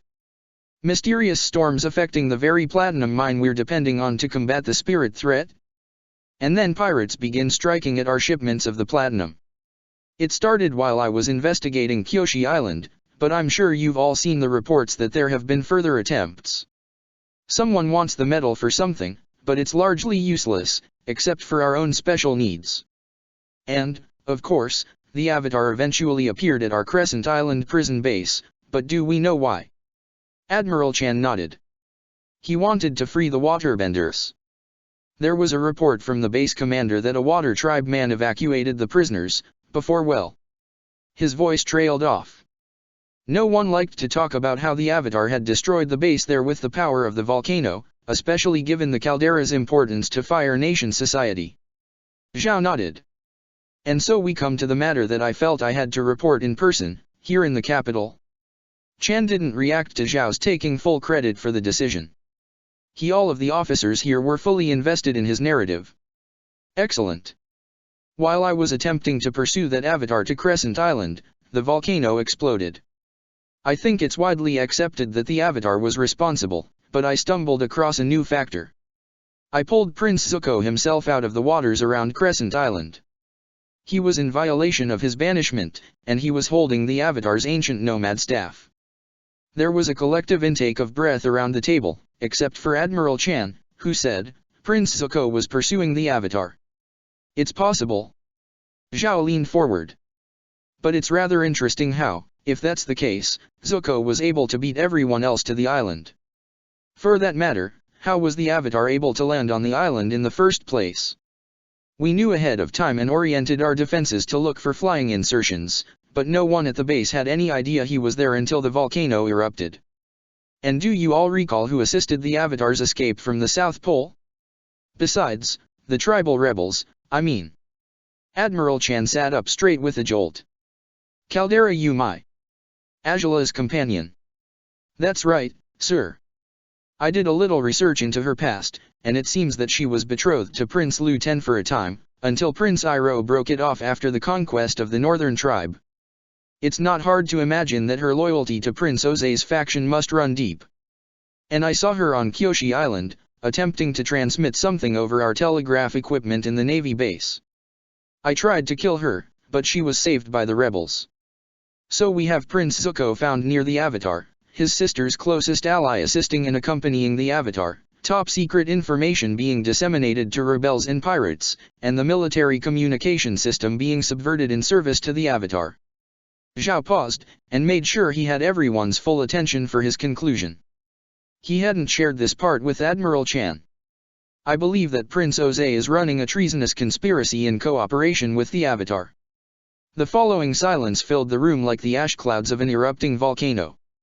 Zhao looked around and found the various admirals, generals, and special ministers staring with unfocused eyes. Every one of them was weighing the costs and benefits of believing the accusation, as well they should. If it was true and Zhao thought the odds to be even, at this point it still made for a dangerous situation. Some at the table would be thinking about what possible reasons Ozai could have for allying with the Avatar. Others would be plotting how Ozai's fall could benefit them. A few were calculating how they could position themselves to take maximum advantage of those who distracted themselves with prosecuting Ozai.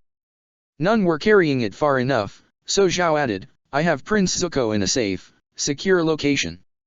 The air nomad staff which I verified with drawings made during the Avatar's captivity in my South Pole base is with him. If we go to the Fire Lord, and we must, of course, for the good of the homeland, then it will be a simple matter of producing Prince Zuko and questioning him. Admiral Chan snorted. You think Zuko will give up his father so easily? Zhao smirked.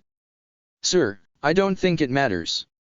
Zuko can't do anything gracefully, especially lying. There was another reign of silence as Zhao's hidden meaning was extracted. No matter whether there was a conspiracy or not, Zuko's legendary surliness would make him appear guilty to the Fire Lord. When Chan spoke again, his words came slowly. It would be wise, that is, it's our responsibility. There are other considerations to consider. If Prince Oze is guilty of treason, and if Prince Oze is no longer a viable heir, Admiral Iroh is the crown prince, but he dash. He has not obeyed orders to return to the homeland, Zhao finished. He was supposed to bring back the Northern Water Tribe's royalty, but instead he turned their capital into his fortress and declared himself a warlord governor. Not that I'm accusing Prince Iroh of treason as well. Admiral Chan looked around the table, and everyone nodded heavily. If the Fire Lord has not declared it so, then far it be from me to put undue weight on Prince Iroh's choices. Everyone gave grunts of affirmation. But as a loyal son of fire, naturally the stability of the nation is one of my primary concerns. So if Prince Oze is removed from succession, and Prince Iroh is absent at a time when the Fire Lord D cannot exercise his authority in a time of need, then there could be a crisis. Naturally, Zhao had already considered this matter. Then it seems to me, sir, that it will fall to this council to take control of the Fire Nation in Prince Iroh's name, and interpret any orders he sends from the North Pole until his return. There was one last long moment of silence, and Admiral Chan met the gazes of the other officers one by one. Having seen a unanimous vote in their eyes, he nodded and smiled. Zhao, it strikes me that you are wasted on assignments that keep you away from the capital. Your political insight reflects well on you. It should also reflect well that he chose not to speak at this moment, passively waiting for the order to send word. Chan continued. Have Zuko brought to the capital. We have to act quickly, before Oze destroys us all.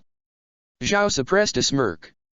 All those hours practicing in front of a mirror had paid off, after all. Piandao, despite spending most of his time working as a servant, still strived to act like a gentleman, and so he brought a gift when he dropped in on the unfortunate parents of Lady Caldera Yu Mai. Lord Caldera Yu Yukino and Lady Caldera Yu Michi received him in a parlor not unlike Prince Oze's, although their fireplace remained cold and empty. Lady Michi was holding on to her young son Tamashabai, who yawned no doubt up far past his bedtime before returning his attention to the wooden firebender soldier in his hands. Why had they brought a 3-year-old to this little get-together? Piandao spared the child a smile before bowing to the parents. Thank you for giving me some of your valuable time. He held up the sheathed sword he had brought, angling it so that the jewels in the scabbard would catch the light of lamps. I forged this weapon myself for Prince Oze, and offer it to you now with his goodwill. The Lord and Lady traded glances. Yukino stepped forward to accept the decorative weapon, but he looked wary behind his beard. We accept your generous gift, and welcome you to our home. I must confess, I am surprised Prince Oze would deign to take an interest in us. Piandao smiled and tried to wave the concern away. Prince Oze has great respect for you. Michi stepped forward at that point, shifting her son in her arms so that she could stare straight at Piandao. I have heard enough about you to know you prefer straightforward behavior, so I shall say what I am thinking. My daughter is the worst traitor in the history of the Fire Nation, and my poor husband has inherited the blame for the failure of the mining efforts at the South Pole. I expect that as soon as Mai is apprehended or she's killed out there on some battlefield, we shall be exiled from the caldera and lose everything. Frankly, I even considered the possibility that you were sent to kill us as a weapon of the Fire Nation. In her arms, Tamashabai yawned again and rubbed his eyes. Ah, so that was why he was here. The parents were hoping that the child's presence might deter an assassin. Piandao clasped his hand behind him and hid the surprise he felt. From what he had always heard, Lady Michi was a proper woman from a long and respected line who reveled in all the little subtleties of noble life. To speak so plainly was out of character, but then Piandao noticed the way she was clutching her son, and understood. Family could bring out the steel in even the Fire Nation's softest people. Piandao bowed low. My lady, I must apologize. To be equally frank, you have been ill-used for a good cause. I have been authorized to explain things to you, and seek your help. You see, Mai is not a traitor. She very bravely, very capably, and very elegantly freed the Avatar under orders from Prince Oze and Princess Azula. It was a plot to resolve Prince Zuko's banishment, and Mai acted as a true weapon of the Fire Nation should, despite the temporary hurt she had to cause you. But things have gone very, very wrong, and the situation has become distressingly mysterious. Michi's free hand had risen to her mouth as Piandao had been speaking, and she sank into the couch behind her. Yukino dropped the gifted sword and rushed forward to grab Piandao's arm and say, "Is she okay? Is Mai all right?" Piandao decided not to mention that Azula believed Mai dead, based on one of the Avatar's Water Tribe allies being in possession of her encryption cog. That's one of the things we don't know. No one actually saw her during the Crescent Island incident, so it's possible she stayed safely away from the whole episode. But Prince Zuko has gone missing, and right now he's the only person loyal to us who might know where she is. Michi stood back up with a suddenness that woke up Tamashabai in her arms. Then how do we find Prince Zuko? Piandao smiled. That is the reason I was authorized to come and speak with you. You see, Commander Zhao is in town on matters we believe are related to the prince's disappearance, and right now the pair of you might be the only ones who can uncover Zhao's plot. Michi nodded at her husband, who crossed his arms over his chest. Whatever my daughter needs me to do for her. Excellent. Let's all get comfortable, and I'll describe how you are going to infiltrate Central Command. After the closed-room meeting, Zhao retired to his temporary Central Command office with Admiral Chan. I can leave immediately to retrieve Prince Zuko. No, Chan said, we can't risk you. Now that command is fully on board, I need you to write up all the details of your investigations, and assemble all the supporting evidence for the conspiracy. When we go to the Fire Lord, we need there to be no holes in our presentation. He's very keen on making sure all the numbers add up. Your crew can go retrieve the prince. Zhao didn't mind the continued chance to impress his superiors and enjoy the comforts of the capital, but he was not going to get overconfident at this crucial stage. I've taken steps to ensure the silence of my crew, but I'm wary of trusting them to guarantee Zuko's arrival without proper oversight. Admiral Chan stroked his goatee as he considered that. Very well. Assemble a list of names of commanders you trust, and I'll make sure one of them is dispatched tomorrow for the retrieval. I assume Zuko is being guarded by someone in whom you have faith. Commander Kanrisha is a strong ally who owes me much. Zhao nodded. I trust her to hold Zuko secretly, and she can even brief whoever retrieves him. Good. Get me those names tonight, and then get some rest.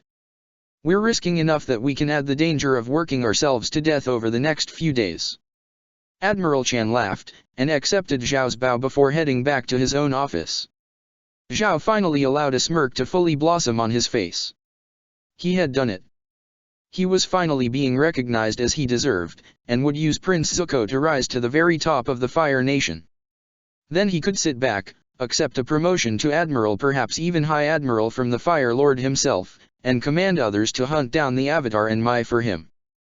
Prince Oze would be executed, and probably Princess Azula, too. However, the girl was much smarter than her father, and perhaps would want to make a deal to guarantee her survival. Zhao wasn't going to rule the possibility out, although she would have to offer quite the reward to buy her life.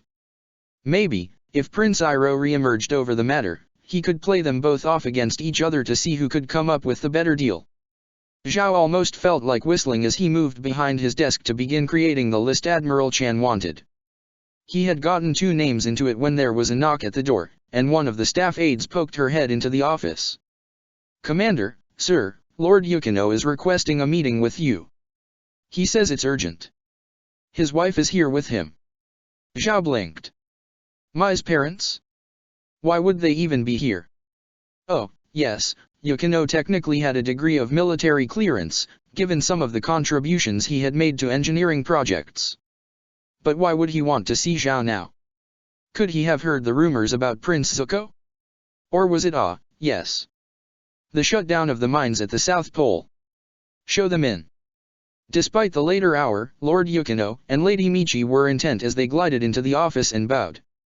Commander Zhao, Yukino said, welcome back to Capital Island. Yes, thank you. Zhao rose and stepped around his desk. The hour is late, so perhaps we should get to the point of this visit. I have many things to do, yet. Yukino nodded. Very well. You've heard about the South Pole. Zhao wondered what it was like to be so transparent. Of course. The storms have finally made the mining impossible, and so the facilities are being dismantled and the tribals relocated. He decided to have some fun and added, I'm sorry you weren't able to find a position as governor somewhere else, but I suppose your engineering skills would have limited application in administration. Zhao caught Lady Michi starting to scowl before she turned to wander around the office. Yukino, for his part, kept his emotions under control as he said, we all serve the Fire Nation in accordance with its needs and our abilities. That's actually why I wanted to speak with you, Commander. Your report about Crescent Island has caught the interest of many in the capital, and your presence here hasn't gone unnoticed. I thought, given our past association and desire to make up for certain shortcomings in our past service, we might share enough motivation to work together on your next project. Does it involve the Avatar? Yes, there it was. Yukino was nothing but another chaser of power who was too weak to actually seize it for himself. He simply tried to make himself useful enough that those with actual backbone would give it to him. I can't speak about the details of ongoing operations. I'm sure that if your expertise is required at any point, Command will call for your service. So, if there's nothing else. Yukino's eyes flickered to the side, and Zhao turned to find Michi admiring a set of decorative weapons hung on the wall. Yukino said, Dear, why don't you wait outside for a moment? Of course, my lord husband. She immediately made for the door. Once they were alone, Yukino took a step closer and spoke in a low voice. There are rumors, Zhao. They are too varied to make sense of, but you're obviously a man of importance. You're smart, too, so I won't try to hide the trouble my family is in. You've left me to take the blame for the South Pole, but I don't hold that against you. It was the smart thing to do. And this trouble with my Yukino shook his head. I need to take drastic action if I'm to save my family's status. Zhao had to fight the urge to laugh. And what does this have to do with me? Why should I care? Yukino nodded. Because Prince Oze is watching you, too, and his thug Piandeo sent me in here to find out what's going on. But if you agree to marry Mai and save everyone in my family, I'll keep them both off your back long enough for you to do whatever it is you're doing. Zhao realized his jaw had dropped. Marry Mai? Marry a traitor girl who was barely of age and had lived her life as Agile's creature?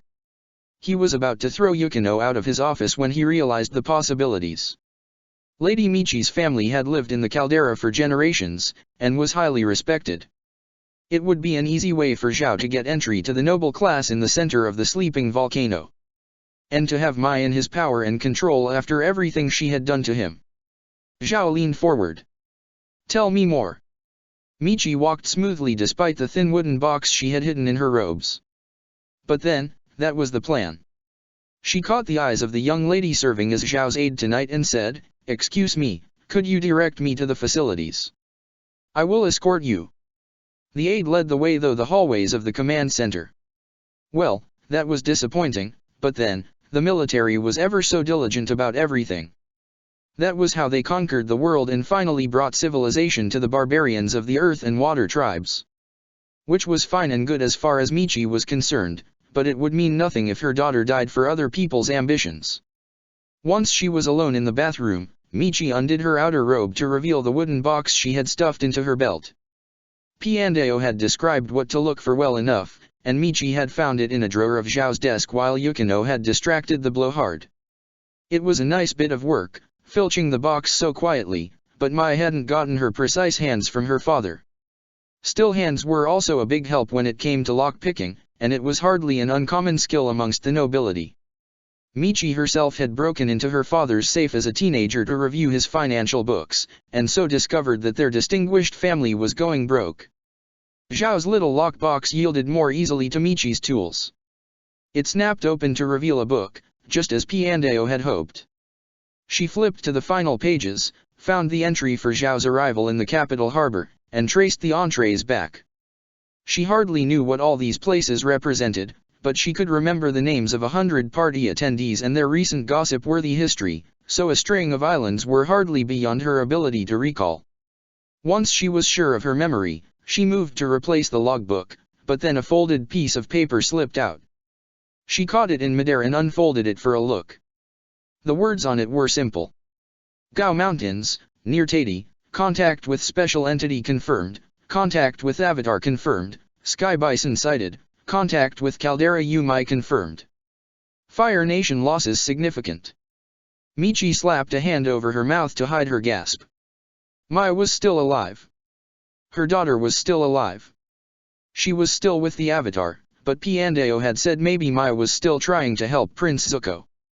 Still, Michi wasn't entirely sure about these games that Prince Oze was playing, so she would pass the information of Zhao's travels on and keep the news of Mai to herself and her husband. She slipped the paper back in the logbook, replaced it in the box, and locked it up again. If she could get it back into Zhao's desk, that would be ideal, but if not, dropping it somewhere close would suffice. Hopefully, Yukino was doing his job and keeping Zhao's attention, but he was such a good man, a good father, and Michi believed in him. That was a wife's duty, after all. She resecured the box, fixed her robes, and then emerged from the bathroom and nodded to the aide. Thank you, dear. Now, where is that office again? I just can't keep track of these bland hallways. I'm afraid I can't offer any guarantees, Zhao said, turning away from Yukino. Their haggling had been going on for a while now, and the man's desperation was getting old. But if I'm not bothered by Piandao or Prince Oze's other agents, and your daughter can be brought in without difficulty, then an alliance through marriage might be viable. Yukino nodded. Very well. When should I contact you? When you have Lady Mai under control. Now, I really do have work, and we wouldn't want to let your wife get bored out there. Zhao brushed past the other man and opened the door. Lady Michi was indeed waiting there, and as soon as she saw them, she smiled broadly and pushed her way into the room. Oh, I hope you two were able to reach an accommodation. She ambled about, apparently waiting for a full explanation of what she had been explicitly excluded from. Yukino nodded. I think we have an understanding. Zhao.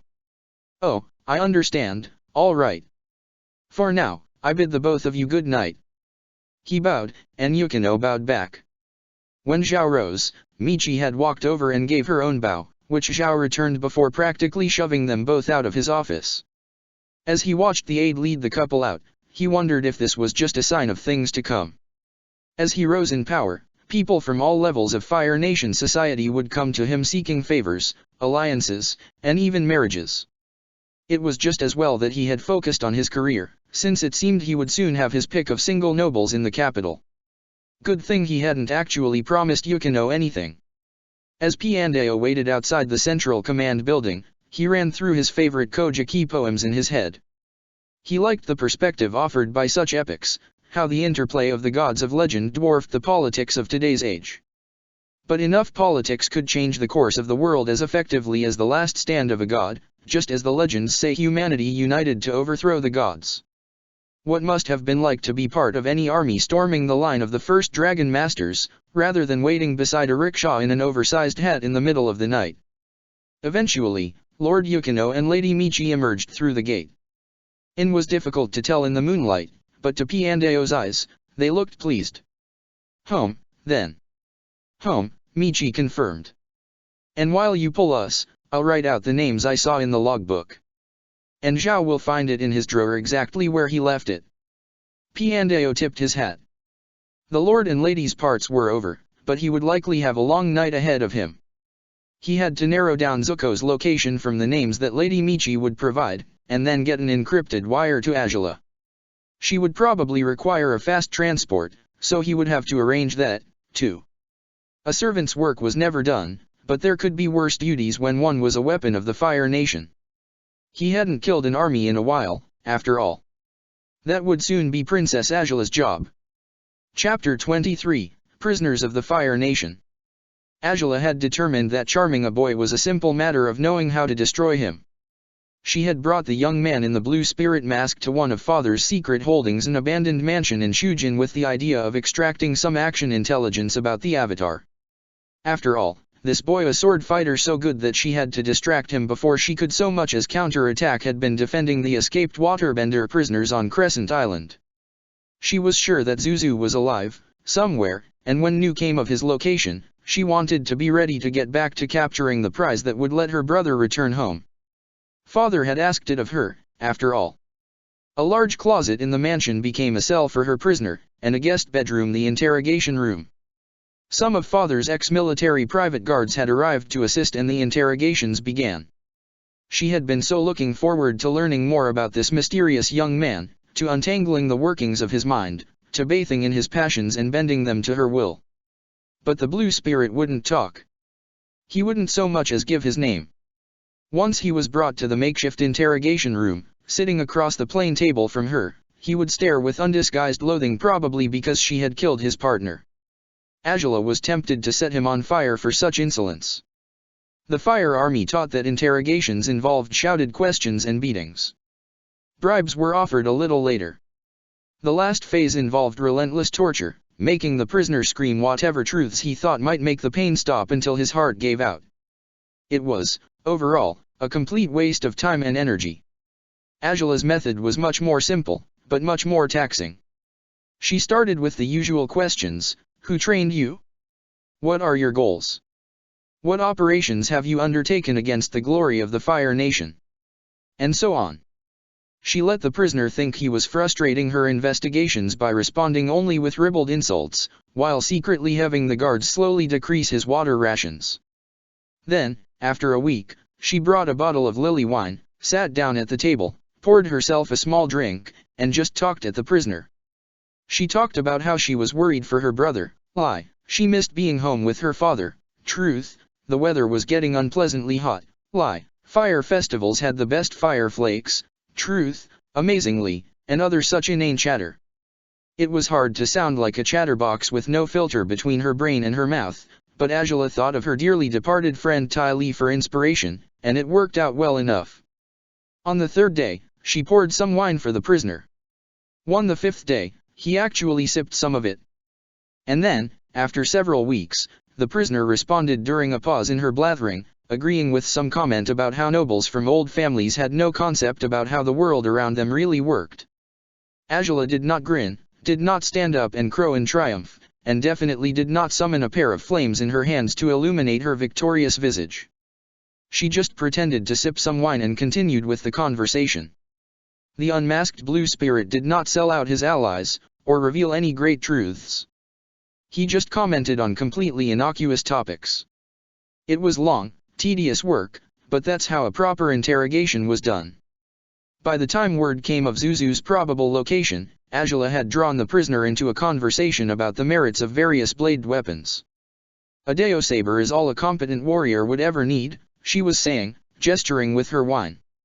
One cutting edge is enough if you know your forms, and its strength can overcome the thinner Jian. The prisoner gave a shake of his head, setting his hair grown so long in captivity swaying.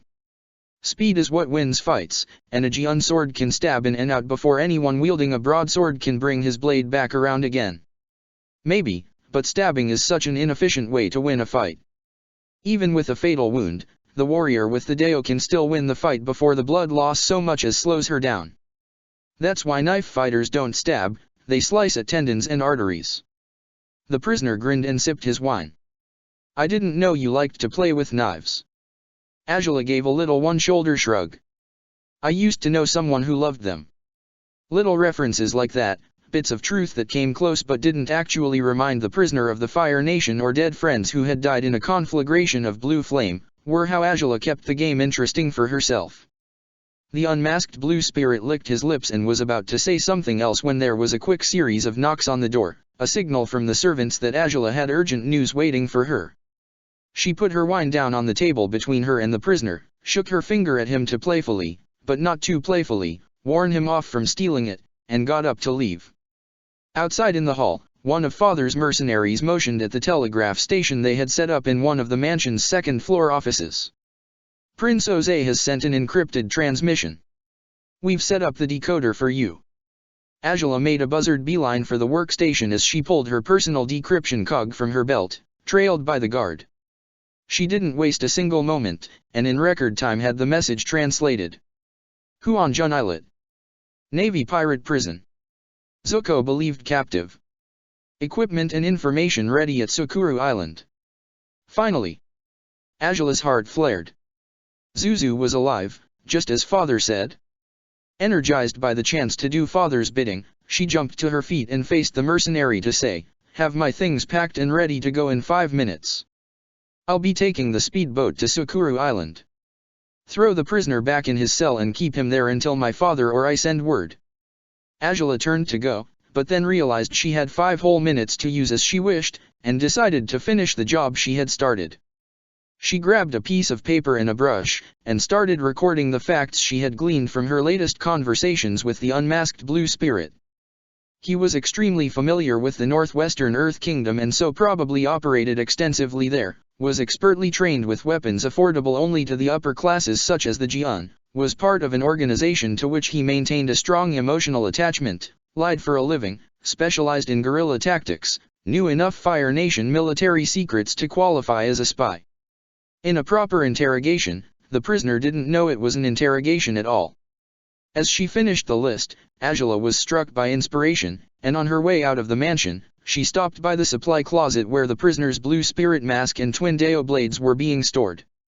It wouldn't do for anyone to know that Zuzu was being rescued by his little sister, after all. Piandeo met his lord after dark, and together they discussed murder. "The princess just wired us," Piandeo said as he entered Prince Jose's parlor. "She's on her way to rescue Zuko." Jose was taking tea, and immediately put his cup down. "And now we worry after the both of them." He looked up at Piandeo. "Don't misunderstand me, I have great confidence in Angela's abilities, but a parent can't help but worry. And accidents do happen in such a dangerous world." Piandeo gave an agreeable nod. "We could send reinforcements, if that would make you feel better. See if we can bribe a ship into swinging by the Huanjun Islet in case Princess Angela needs some help. Angela will have a better chance if we leave her alone." Jose's eyes narrowed. "I have yet to meet anyone who can match her ability wage war. And yes, that includes you." Piandeo raised his eyebrows. He should take professional offense. He was the first weapon of the Fire Nation, after all, but the truth was that he really did fear to test himself against Angela. If it was just a matter of killing, either each other or some set of enemies, Piandeo had no doubt that he was more capable and professional. But Angela dealt in fear, in cruelty, and that could win certain kinds of war. So nodded like a good servant. "As you say, Your Highness." Jose raised his tea once again. "While we wait for word of Angela's success, we can turn our attention back to matters here at home. Zhao is responsible for Zuko's disappearance, all for the sake of petty power games. I want him dead, and I want it to be painful." He took a sip of his tea and sighed with pleasure. Piandeo closed his eyes for a moment. "Shall I make it look like an accident?" Jose gave a quick shake of his head. "Let there be no proven connection to us, but I want Zhao's corpse to send a message to any who dare to think they can touch my children. I want everyone in the capital to be trading terrified whispers, and fools to be warned by their betters not to risk drawing my wrath." Piandeo bowed. "I shall prepare my sword, and it will be as you say. But it will take time to set up. This kind of demonstration requires a certain how to phrase it? Practicality." "Ah, an excellent suggestion, Your Highness. Yes, I can hardly just storm the command center and cut people down until Zhao is dead." Piandeo had learned that the key to not arousing the military's interest was making sure that its people died one at a time and in civilian surroundings. Then it was just their dragons coming home to roost. Jose waved a hand and turned back to his tea. "I trust you to see to it." And so Piandeo began his hunt. He went down to Upper Harbor City while the moon was hidden by the clouds, and spread both coin and instructions to follow Zhao and document his movements. At each meeting, Piandao wore his sword openly but did not speak his name. Each hireling asked, "How will I find you?" And Piandao would smile, touch the handle of his sword, and go on to describe how each spy would write his or her findings down and leave them in a dead drop. Oze was clear about there being no actionable evidence of his involvement, and unlike when Lady Mai's escape from the South Pole had to be arranged, there was no great rush in this matter. Days passed, and Piandao collected the spy reports every night at midnight. Zhao was residing in Lower Harbor City and working out of an office in the command center, but he was taking the time to enjoy life in the capital, enjoying dinners, hunts, and conferences with the Caldera's important people.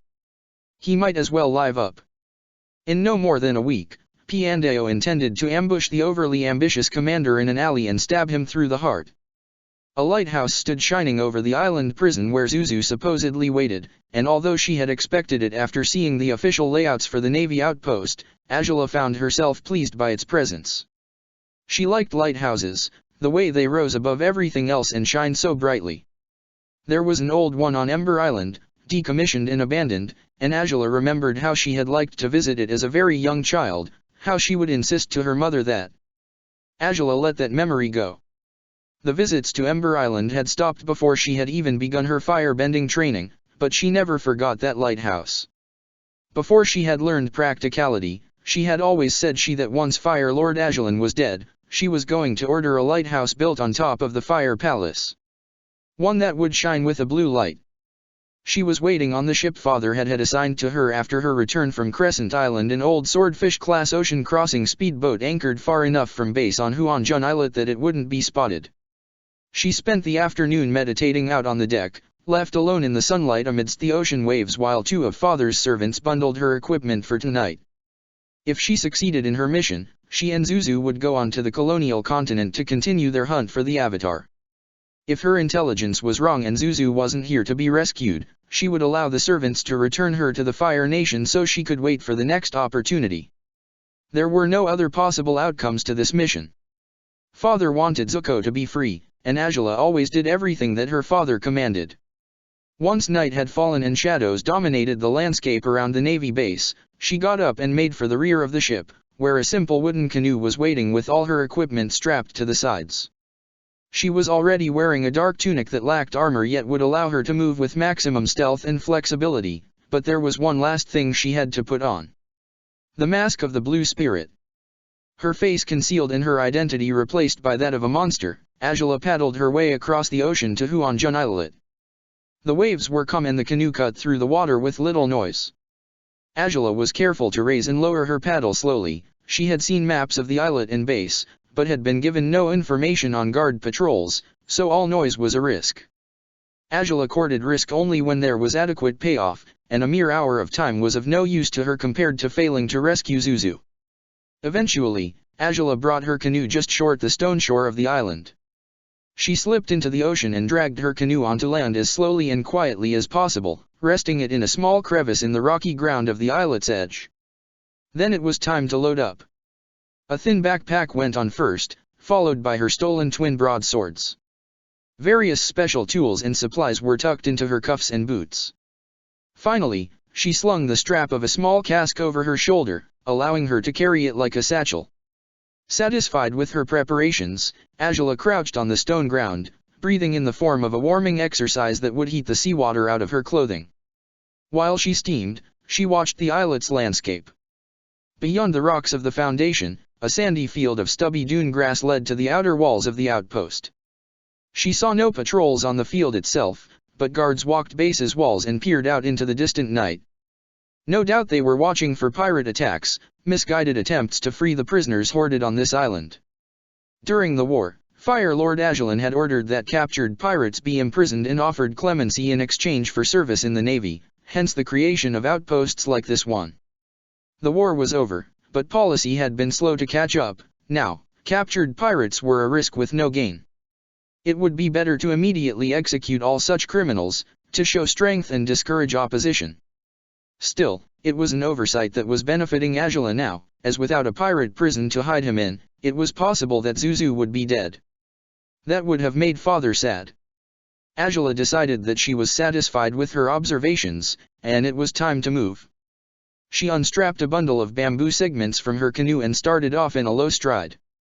She would have to carry them across the dune grass field and assemble them into a ladder that would let her climb over the base's outer wall, but she didn't anticipate any difficulty with that part.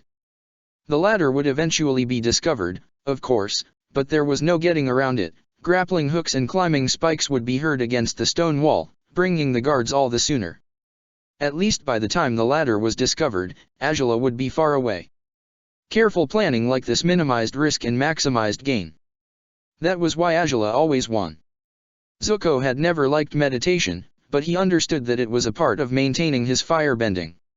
It had been a mere exercise in frustration back when his fire had been lost, but in the weeks since Zhao had arrested him, it had been one of the few things keeping him sane. Not that it was easy. Zuko breathed in and out, concentrating on maintaining the flame floating in his hands, and tried to push all distractions out of his mind: hatred for Zhao, frustration at himself for getting caught in the first place, fury over Mai's betrayal, confusion about father, and interest in fellow prisoner Suki. He focused on the flame, on the glow of chi within his own body. Yet he wasn't quite able to muster the concentration needed to ignore a sound of metal on metal coming from his cell's barred window. Zuko's eye snapped open, and in the light of his fire bending, he saw the leering grin of a goblin staring in at him. Zuko gasped and snapped to his feet, ready to launch flame, but the goblin held a hand up in front of the window, giving a wave with blue tongues of flame dancing across the fingers. Oh! A mask. So he hadn't been abandoned, after all. Zuko was too exhausted by the thought to take any pleasure in it. Then Suki's voice rang out from the other cell: "What's going on?" Zuko turned and held up a hand to silence her. He didn't need her curiosity to ruin this. When he looked back to the window, he found Angela still wearing that ridiculous mask, holding a vial of some kind in her hand and tipping it to pour liquid at the top of the window's bars. It sizzled where it dripped and pooled at each bar's base. Once it was done smoking and popping, Zuko stepped forward to grab one of the bars. He yanked with his whole body, and popped it out with a quick scraping sound. He did the same for all the bars, and he barely had the last one out before Angela shoved a keg of something through the open window. Zuko caught it with surprise, and soon after his sister herself was climbing through the open window. She wore swords on her back and posed like she was expecting Zuko to applaud her. He put the keg down. "Why are you coming in here? Shouldn't we be leaving?" Angela ignored him behind her mask and moved to the cell's door. She produced another vial of the liquid from her sleeve, and poured its contents on the lock. Soon, the acid had done its work, and she swung the door open with what looked to Zuko like smugness. Even if he couldn't see her face, he had no doubt that this was his sister. Zuko walked out of his cell to find Suki grasping at the bars of her own and staring at him. She said nothing, and he saw the plea in her eyes, but he thought back to her attempts to win his friendship. Zuko averted his one-eyed gaze. He couldn't. Angela would never accept such a questionable ally. Then Suki said, "You need that staff. The carved one with the hinges." Zuko immediately looked up. "The Avatar's staff was here? You know about that. You had a bag shoved over your head, but I saw what happened to it. Take me with you, and I'll help retrieve it." She smiled. "I'm a very useful friend." Zuko turned to Angela, who was standing with visible impatience and her hands on her hips. "We need the staff," he said. "It belonged to the Avatar. It has his scent on it. We can trust Suki this far, at least." Angela's head tilted and Zuko could tell that she caught the reference to June the bounty hunter's unique capabilities. She heaved a sigh behind her mask, the first sound he had heard her make so far, and held up a hand and made a clear "stay here" gesture. Then she reached into her sleeve and tossed Zuko another acid vial. It seemed that if they were going to take Suki with them, he would have to be the one to take action. While Zuko poured the acid on the lock to Suki's cell, Angela slipped over to the door leading out to the main hallway and opened it with a quiet screech of rust. She passed through it just as the clang of the base's emergency gong started echoing through the window. Angela smiled as she ran down the dark hall of the prison. The sound of the gong outside meant that the guards had found her ladder right on schedule. It was time to give them something else to worry about. As she had always told Mai and Tai Li, fake dangers made for adequate distractions, but the best way to draw your enemy's attention was to actually put them in life-threatening peril. Hopefully, Zuzu's new girlfriend wouldn't be a distraction. At least she was observant. Behind the bars of their cells, the prisoners were already stirring from their slumber at the sound of the activity outside, but Angela only had eyes for the lone guard patrolling just ahead. His back was to her, but he turned as she closed in on him. Any defense he might have raised was cut off by a jump of fear as he saw her snarling mask coming at him out of the shadow, and Angela was on him before he could collect himself, leaping and grabbing his shoulders as their bodies crashed together. Before they could fall to the floor, she coiled her legs and then kicked out into the open air with her full strength, adding a spin to the fall that slammed the guard into the bars of the closest cell with enough force to ring his armor like a bell. Angela shoved off the man to land on her feet, and watched with pleasure from behind her mask as the prisoners behind the bars grabbed through them to hold the guard in place. Angela reached out and plucked the keys from the guard's belt, jingling them in the air. The prisoners, pirates all, stared out at her with a mix of fear and longing. The guard screamed and more hands reached out to claw at him. Angela quickly moved to the cell's door and tried keys until the lock yielded. She tossed the set to the first pirate with the courage to step outside the cell. He caught them, blinked with surprise, and then grinned. He obviously knew what to do with them. Without waiting for thanks, Angela ran back to her helpless big brother. As soon as Zuko got Suki's cell open, he said, "So where is the staff?" Suki pushed past him and wagged a finger in his face. "I'll be happy to show you, but the deal is that I come with you, not just that I get out of my cell. I'll make it easier for you and the masked marvel to honor the bargain by providing information as you need it." Zuko was already regretting his promise, but before he could say anything, Angela returned in motion to follow her back into his own cell. She pointed Zuko and Suki to the window, and he caught her doing something with that keg she had brought as he climbed out into the night air. What could that be about? Whatever it was, Zuko put it out of his mind as he emerged into relative freedom. The base was surrounded by high walls, but above them he could see the stars of the night stretching into infinity. He took a deep breath of the sea air and pressed himself against the wall of the prison building as Suki climbed out of the window. The gong was still being sounded from somewhere, and Zuko could see soldiers emerging from the outpost's various barracks and buildings and streaming towards the prison. At first, he thought this was all for him, but then he realized that the soldiers were instead moving towards the prison's entrance, around the corner from where Zuko was now. What could? Angela finally emerged from the window, and Zuko spun to face his masked sister with a snarl. "When you ran off, you were freeing the pirates. You started a riot to cover for us." Angela just tilted her head. Zuko took a step towards her. "People are going to die." She shrugged. Zuko ground his teeth together and told himself that this was no place to offer an Agni Kai challenge. Besides, he doubted that he could beat Angela. He forced himself to keep his voice even as he said, "What next?" Angela tapped Zuko's chest and pointed at the top of the lighthouse that rose up on the other side of the outpost. He was going to tell her to knock off this ridiculous silent routine and speak plainly, but then she slipped a set of compact climbing spikes out of her boots and tossed them to him. He blinked. "You want me to climb the lighthouse?" "To the top." Angela made an approving gesture and then reached out to grab Suki's forearm. "Hey." Suki's eyes went wide. "What's this masked freak doing?" Zuko sighed. "It's time for you to show her where the Avatar's staff is. I guess you'll be meeting me on top of the lighthouse." Angela reached out and patted him on the head, and Zuko felt completely justified in slapping her hand away. While Zuzu got started sneaking his way around the scrambling soldiers, Angela yanked on this Suki again. If the girl tried to delay, the swords would come out. But that turned out not to be necessary. Suki pointed across the base's grounds at the administration building. "They brought it in there. I didn't see where, but I saw who was holding it. I'll tell you who once we get over there. A little information at a time." Angela blinked behind her mask. This girl thought to control a princess of the Fire Nation? Well, she certainly had confidence in herself. She wasn't the brightest, thinking that such games would keep Angela from burning her face off at the soonest convenience, but few people were as smart as Angela. With that thought, she pulled Suki into a run. They traveled the perimeter of the outpost, hugging the shadows at the base of the outer wall while all the soldiers were focused on the prison riot. However, they found a pair of guards flanking the administration building's entrance.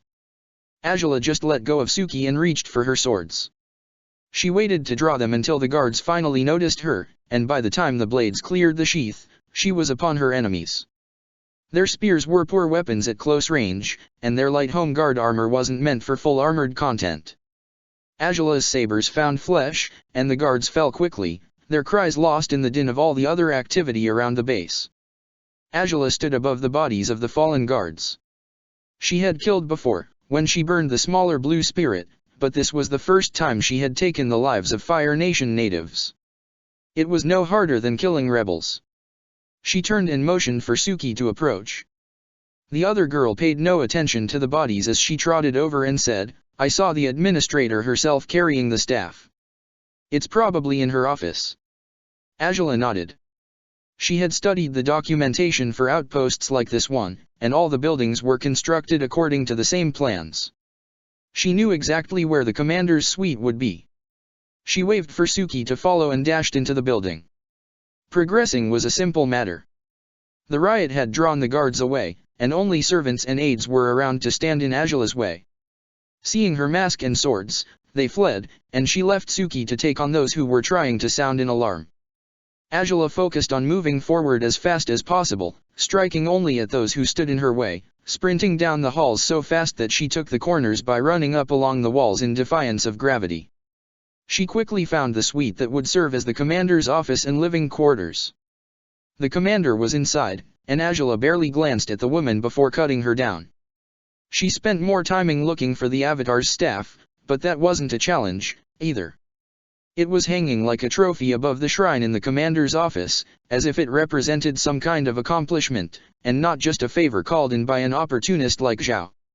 Angela was taking it down as Suki arrived in the office. Rather redundantly, Zuzu's little girlfriend felt the need to say, "That's it." Angela pointed back out the way they came.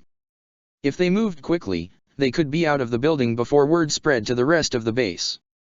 Zuko's climb was not easy. Sneaking to the lighthouse itself was no problem, it was just a matter of staying away from the prison building, waiting in the shadows whenever someone wandered nearby, and moving only when there were other sounds to cover his movement. These were all skills Zuko had acquired during his years of wandering, but climbing a sheer stone tower with nothing holding him up but the spikes he wore on his hands and feet was a completely new experience. All it would take was someone glancing up in his direction, and his choice would be to either fall to his death, or keep going and hope that his enemies would fail to reach him with fire or blades. It wasn't much of a choice, so Zuko pushed all worry out of his mind and focused solely on his climb. Even if one of the soldiers did notice him, there was nothing he could do about it, so he didn't even pay attention to anything but the lighthouse, his spikes, and the strength in his limbs. He kept moving up towards the light, and eventually reached his spot in the sky. Zuko climbed over the rail to the gallery around the shining light and prepared for a fight, but he found no one else up here. All he had to do, then, was wait for Angela. Naturally, when he spotted her, it was because she had attracted too much attention. Looking down from the gallery, Zuko first noticed a group of people approaching the lighthouse, seeming to come from the direction of the base's cluster of residences. Then a pair of shadows peeled off from the outer wall right next to the base of the lighthouse, and Zuko realized he was watching a chase. So Angela was favoring speed over stealth, at this point. He punched a series of fireballs down at the pursuers, striking close enough to scatter them despite his lack of depth perception, and saw the pair of shapes that must have been Angela and Suki disappear against the side of the lighthouse. They had begun their own climb. The cadence of the clanging gong changed, and the cacophony of the siege of the prison shifted in tone. Zuko turned to see some of the soldiers moving over to the lighthouse, and realized that he had drawn attention with his firebending. He had no idea why Angela had wanted them to be at the top of the lighthouse, but now it looked like they were about to become trapped. If Angela even made it to the top at all. Zuzu was, truly, an idiot. Angela was starting to regret the silent blue spirit routine that had kept her from giving Zuko explicit instructions to stay hidden. She would have thought that much obvious, but apparently her big brother needed even the most obvious things spelled out for him. It wasn't so much a miscalculation as a new challenge for her to overcome, but even Angela found some challenges tedious. She was hanging from the side of the lighthouse only by a set of small spikes. Suki, in turn, was hanging from Angela's back, legs wrapped around her waist and arms around her shoulders. Angela would have been happy to drop her passenger when the spears and fireballs started rising up towards her, but the Avatar's staff was tied Suki's back. Suki screeched, "Incoming!" Angela stopped her climb just as a spear flew up to strike the space just above her head, and it took a supreme act of will to not flinch. Suki let go of Angela with her right arm and actually reached out to catch the spear as it rebounded off the lighthouse, and spun it in her grip before throwing it back at their attackers with only a slight shifting of her weight. Angela started to climb again as Suki quickly grabbed on again. It was all so efficient that it might have been choreographed. She was starting to like Zuzu's little girlfriend. And Angela wasn't blind to the fact that she was out of trusted, high-quality servants. Mai and Tai Li had both been weapons of the Fire Nation, but Tai Li had died on the day of the comet, and that Water Tribe boy's possession of Mai's decryption cog indicated that she was dead as well. Perhaps Suki could fill the void in Angela's life. Suki was obviously foreign-born, but that was no obstacle to usefulness. All Angela had to do was steal Suki's loyalty from Zuzu. It was almost worthwhile just for the entertainment value. Angela continued to climb as fireballs rained down from above to distract her enemies, signaling Zuko's return to the battle. Zuko couldn't be sure, with the stress of the battle, but he had the feeling that Angela had completed her climb to the top of the lighthouse faster than it taken him, and with Suki hanging from her back. So long as they all got out of here safely, Zuko decided he could live with that. As soon as the girls were over the railing and standing on the gallery, Suki in possession of the Avatar's staff, Zuko said, "Now what? We're trapped up here." Angela, still wearing that mask, shook a finger at him. She took off the sheathed swords hanging from her back to reveal a flat knapsack. She tossed the swords to Zuko as she went on to take the backpack off as well, and opened it to reveal what looked like a set of voluminous bedsheets with a leather harness tied to each of them. "Gliding sheets," Suki hissed. "We can float down." Angela nodded. She tossed one bundle to Zuko, and took the other for herself and started putting the harness on. He copied her, not quite sure how this was supposed to work. Were these sheets really enough to slow their fall to safe speeds? As he tightened his straps, Angela tied Suki to herself so that they would be holding each other face to face, or face to unsettling mask, in this case, and then affixed what looked like a standard military flare to her sleeve. Angela handed one to Zuko as well, and he was momentarily at a loss trying to find a space for it where it couldn't set his clothes on fire. Finally, he ripped the sleeve of his prison tunic into a dangling strip and wrapped that around the flare. It might burn his skin dangling that way, but another scar on his body wouldn't matter. Angela activated her flare and took a running leap with Suki into the night. Their gliding sheet flared behind them and caught the wind, billowing out and carrying the two girls towards the ocean. Partially reassured, Zuko ran and jumped out after them. Compared to some of the other stunts he had pulled, Zuko found the experience to be only mildly terrifying as the islet and then the dark waters of the ocean passed far below his dangling feet. The wind splashed against his face while the flare bounced against his arm, and there was nothing to his world but the air cradling his body and the fire against his skin. There was also gravity, and its hold on Zuko increased as he drifted out over the ocean. When he landed, it was a moment of chaos. The water splashed around him as he crashed into the waves, and then the gliding sheet fell down on top of him, absorbing the seawater quickly and dragging him down. The flare on his sleeve sizzled as it submerged, but soon Zuko's ability to hear was blocked by the waves that enclosed his head. The harness. He had to get the harness off. Zuko fumbled at the straps, and quickly decided that it was easier to just grab the ropes that attached it to the gliding sheet and pump enough heat into his fist to burn through them. Bubbles of steam burst out from between his fingers with each pulse of fire, but the ropes snapped easily, and then he was yanking the cloth away from him. The white material bobbed and pulsed like an octo jellyfish as it sank into the dark waters, and then Zuko turned his eye away and kicked up to the surface. He found Suki and Angela both treading water, waiting for him. At least Zuko didn't need to ask about what came next. "You have someone waiting to pick us up. That's why we wore the flares." Angela finally pulled her mask up, and she was smiling through the seawater that dripped down her face. It's good that don't need everything spelled out for you. Father provided a boat that will take all of us to the Earth Kingdom to continue your hunt. Zuko looked over at Suki, who smiled in the starlight and said, I'm just doing what your sister tells me. This is your sister, right? She gives orders like a little sister. Zuko turned back to Angela. And what's to keep Zhao from chasing me? He'll be looking for me now. Angela bobbed in the water like she was vacationing at Ember Island. That is a concern. I wonder how we will ever manage. Zuko scowled back at her even as the sound of a motorized boat grew louder over the waves. An armored ship small but hardy enough for ocean voyages skipped over to a stop nearby, and Zuko swam over to it. The crew helped him up first, then Angela, and only brought Suki aboard after Angela's nod. As the Kyoshi warrior was climbing up, a crack echoed through the air, and Zuko turned back to the islet to see a plume of smoke rising from where the prison building would be. He spun to Angela and found her leaning against the boat's rail, dripping with satisfaction. Oh, what do you know, someone left an explosive in the prison that brought most of it down. I guess now no one will know that you've escaped. So that was what the mysterious keg was for. Angela had killed so many to make this escape happen. Father had authorized this kind of activity, or Angela never would have even considered it. Now that the war was over, was the Fire Nation turning in on itself for conquest? Zuko hated this. But he had promised himself that he wouldn't give up. He would return home, and discover the truth about Father. He would honor the people who had to die to overcome traitors like Zhao. Let's get out of here, he said. Of course, the crew looked to Angela before they got to work.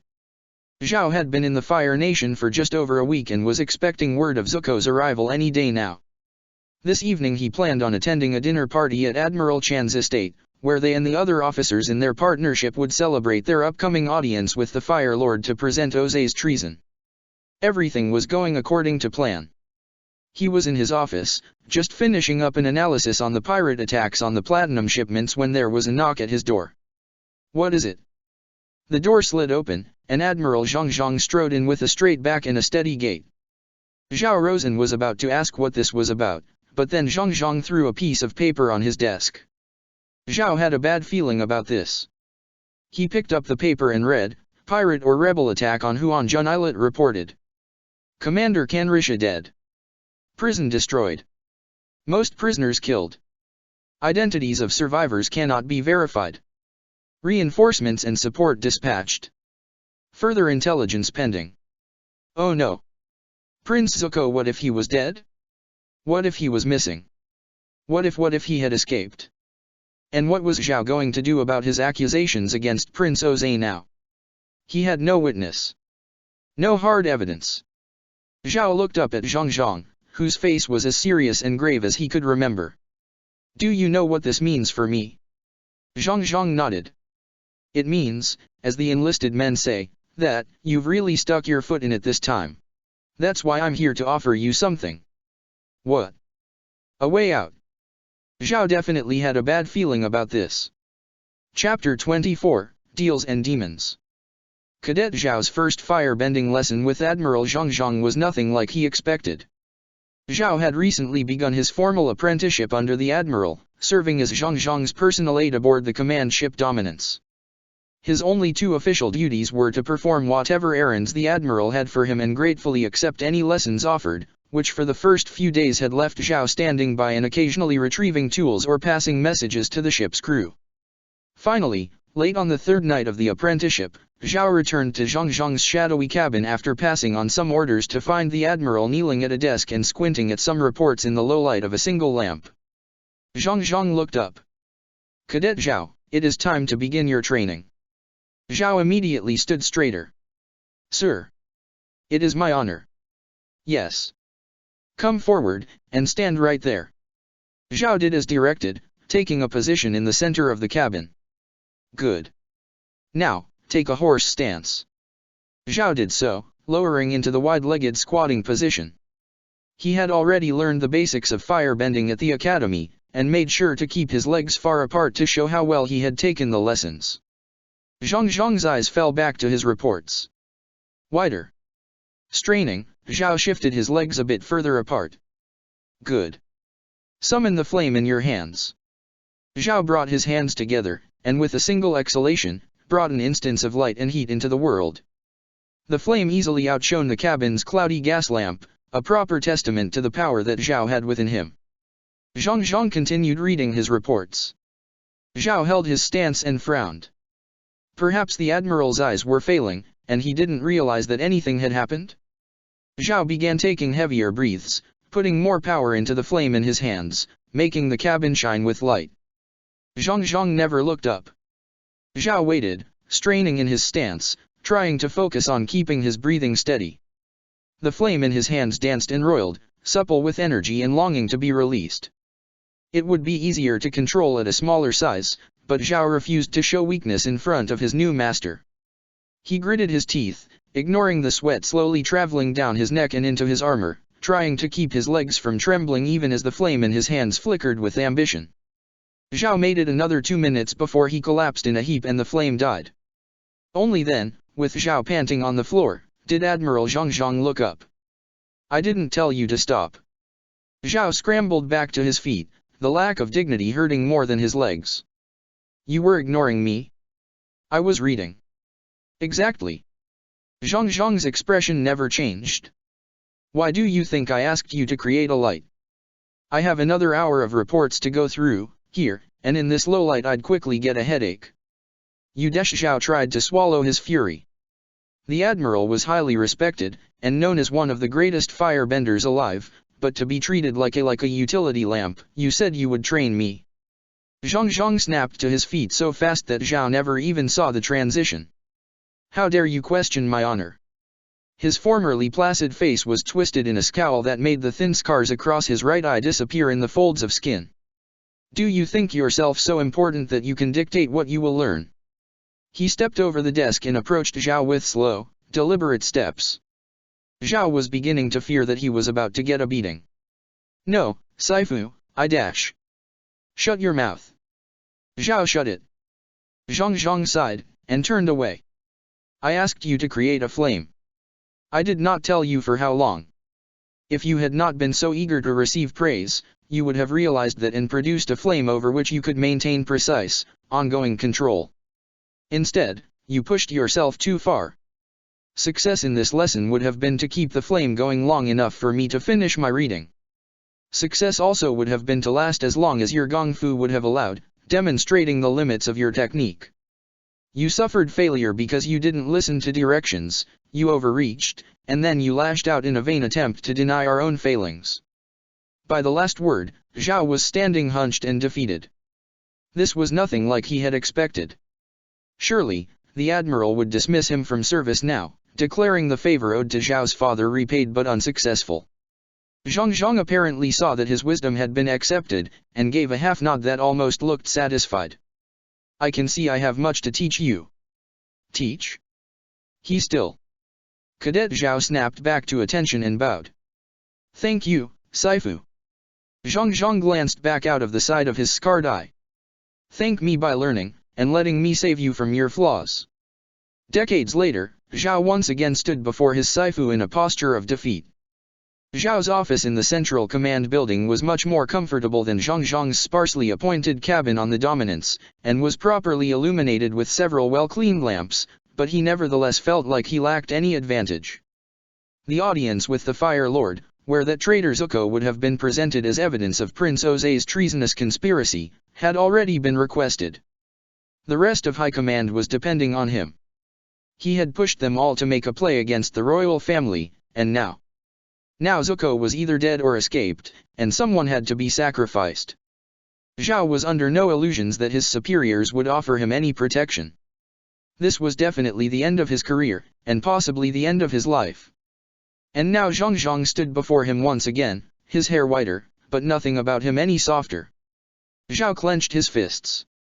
What help can you possibly give me now?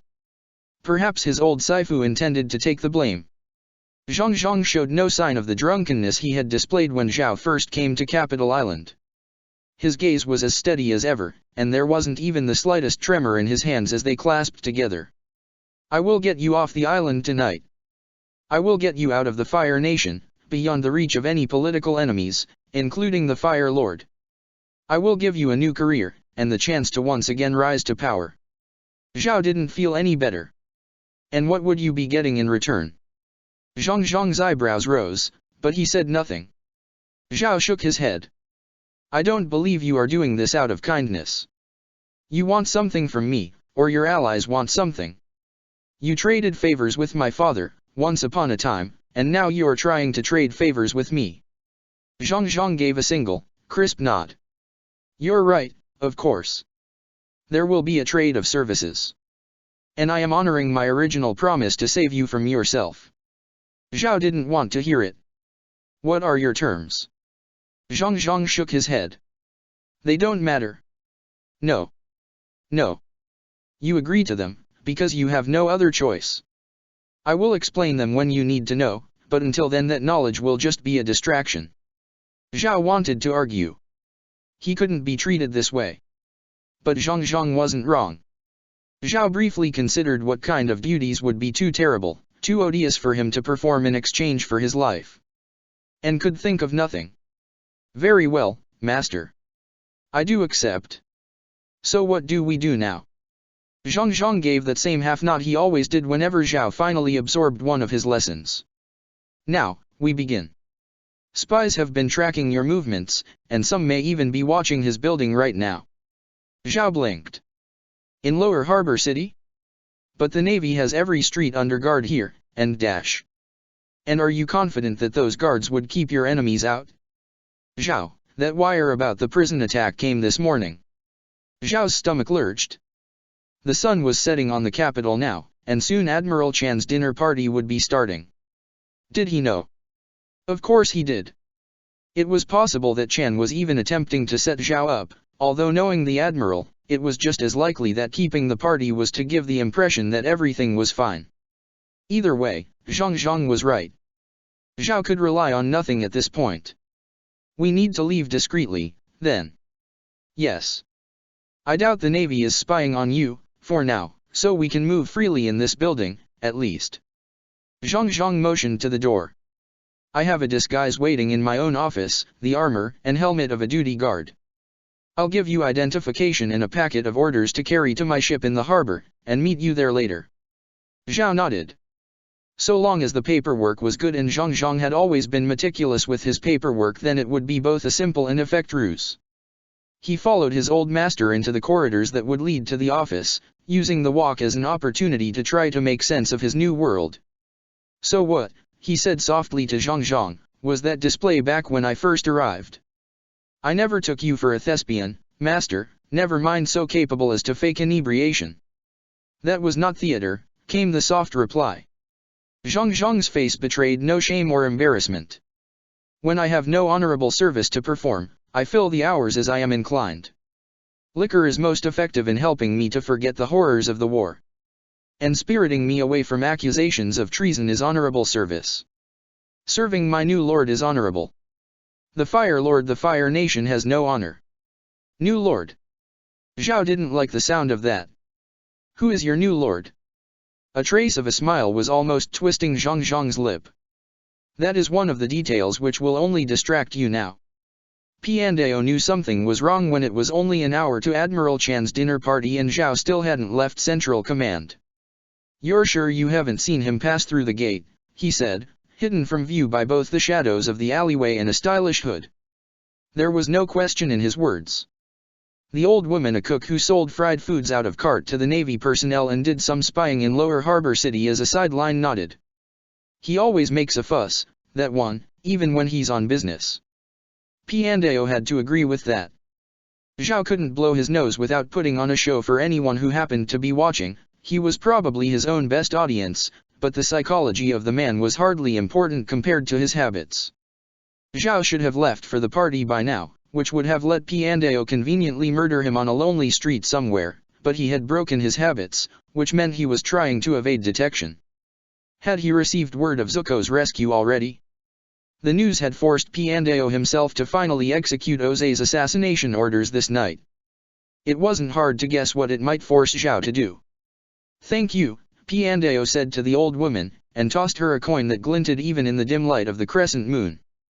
Piandao quickly made his way back through Lower Harbor City, staying off the main lanes and always keeping his hood up.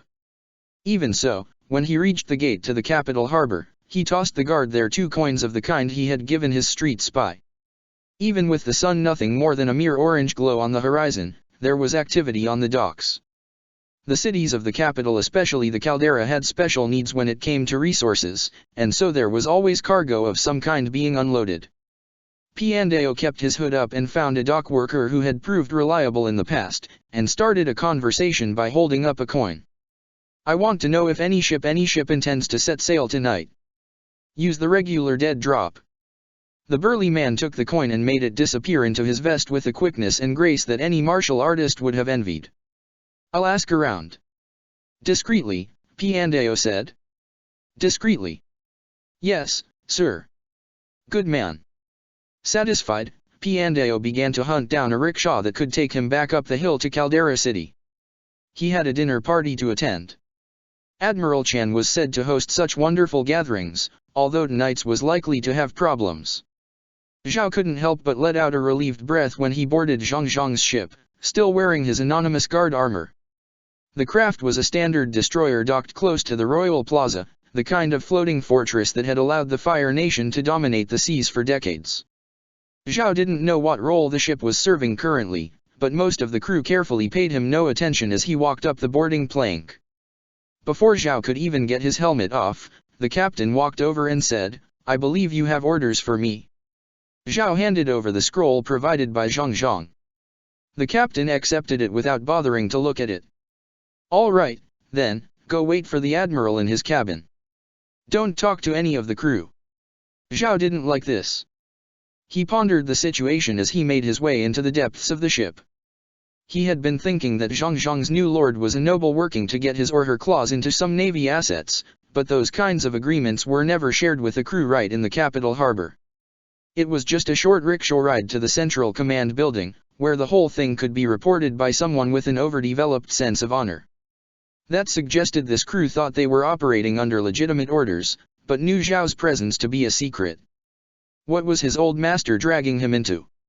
A dinner party was no place to wear a hood, so instead Piandao wrapped a scar around his head that left only his eyes visible.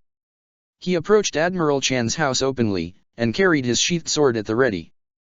The guards at the mansion's gate visibly blanched when they saw him coming. Piandao was not in a good mood, considering the difficulties with Zhao, but that was no excuse for a lack of professionalism. The guards were not his designated targets, so when they drew swords against him, he made sure to merely disarm them, and then smashed their faces with the butt of his weapon. He walked on without slowing. This was the Caldera, the center of all Fire Nation culture, and so there were no other guards to hinder Piandao as he proceeded across the courtyard and into the mansion itself. Servants scattered at the sight of him stalking through the halls, and Piandao could hear the echoing chatter of Admiral Chan's dinner guests. Piandao headed deeper into the mansion. The guest of honor had not yet arrived, after all, so Chan himself would not have made his own appearance. He found the admiral pacing in his bedroom, dressed in a fashionable set of orange robes that looked new. Chan turned with an expression of annoyance at Piandao's arrival, but then his eyes went wide and his face went white. Before Chan could move, Piandao had crossed the distance and raised his Jian sword so that the point hovered unwavering in the air just shy of the admiral's throat. Chan said, "What dash? I want Zhao." Chan gave as much of a shake of his head as he could without touching the blade. "I don't know." Piandao looked in the other man's eyes, and nodded. "No, you don't." His blade whistled in the air, and Chan's body dropped to the ground. Piandao flicked the blade to get the blood off of it before returning it to its sheath. If Zhao was not found, at least his commanding officer and co-conspirator would carry the message of Oze's wrath. On the way out, Piandao was confronted by a young man. He couldn't have been older than Prince Zuko, with well-muscled arms and a dimness in his eyes. "Who are you? Where's my dad?" Piandao brushed past the boy without slowing. Chan the Younger's cries for his father echoed as Piandao walked out into the night. This time, the guards made no attempt to challenge him. Zuko had slept through most of the day, exhausted from the effort of escaping the Navy's island prison, lost in dreams of dark spirits. Goblins, fanged and snarling, dragged him through forest paths that led nowhere, leading him along so quickly that he stumbled over rocks and roots. They laughed at his tripping with voices like thorns covered in honey, and taunted him to burn them for their disrespect. Yet when he tried to attack them, to show them what his rage could do, they turned to smoke and flew away on the wind. He woke with a start to find Angela watching him from the other side of their ship's small cabin. "What do you want? Are you rested? There's planning to be done, but I wouldn't want to push you too hard." She smiled sharply in the light of the lamp. "You're not used to this kind of excitement, after all." Zuko sat up on the cot. "I'm ready for anything." Angela rolled her eyes and moved to the cabin's door. She opened it, leaned out, and called, "Get in here. It's time." When Angela stepped back into the cabin, Suki followed her. "Now," she said, looking back over to Zuko, "our first order of business is to determine why I shouldn't kill your little girlfriend and throw her body into the sea." Zuko stood up, startled at the threat, but Suki didn't seem concerned. She bowed to Angela and said, "That's a fair question. I know that Zuko has been banished from your homeland, and that he's chasing the Avatar. Well, I used to be a double agent hidden amongst the rebels of Kyoshi Island, and I lived and worked with the Avatar for almost a month." Zuko already knew this, and so looked over to see Angela's reaction, but of course his sister's face betrayed nothing. She could be as inscrutable as sometimes. Suki continued, "Zhao murdered my handler and framed me for it, then arrested me and kept me on his ship so that he could use my knowledge to hunt the Avatar. Except he lost the trail completely after Crescent Island, so he stowed me and Zuko in that prison and went off to chase something else. I don't have much knowledge of Zhao, but I know the Avatar and his companions. I can help you." Angela looked over to Zuko. "And you trust her?" Zuko lowered his eye to the floor. "I trusted her enough to free her. She was imprisoned unjustly by a traitor." He remembered something Angela had said earlier, and added, "And we're not dating. I would have done the same for anyone." "How honorable of you." Angela snorted. "And our little double agent thinks her help is worth the risk of letting her live with the knowledge that I assaulted a Fire Navy outpost." "Ha," Suki scoffed. "Who would believe me? I'm a filthy foreign spy who obviously would sell out to anyone with 2 coppers to rub together, and I'm probably just trying to seduce Zuko to get to the royal family's riches, anyway. Someone as capable as you isn't really risking anything with me." "No." Angela's voice was tinged with amusement, and Zuko wondered if it was safe to bait his sister this way. "No." Suki crossed her arms over her chest. "That's why you still owe me for my help. I want you to get my sister to safety, and in exchange I'll do everything in my power to get you the Avatar." Zuko blinked. He remembered what Suki had told him about her sister, and so explained, "An earthbender serving under Zhao's command in the Navy." "You want us to what, kidnap her?" Suki shrugged. "That would work, but I'll leave the details up to you. Your sister obviously has connections." Angela nodded. "Obviously.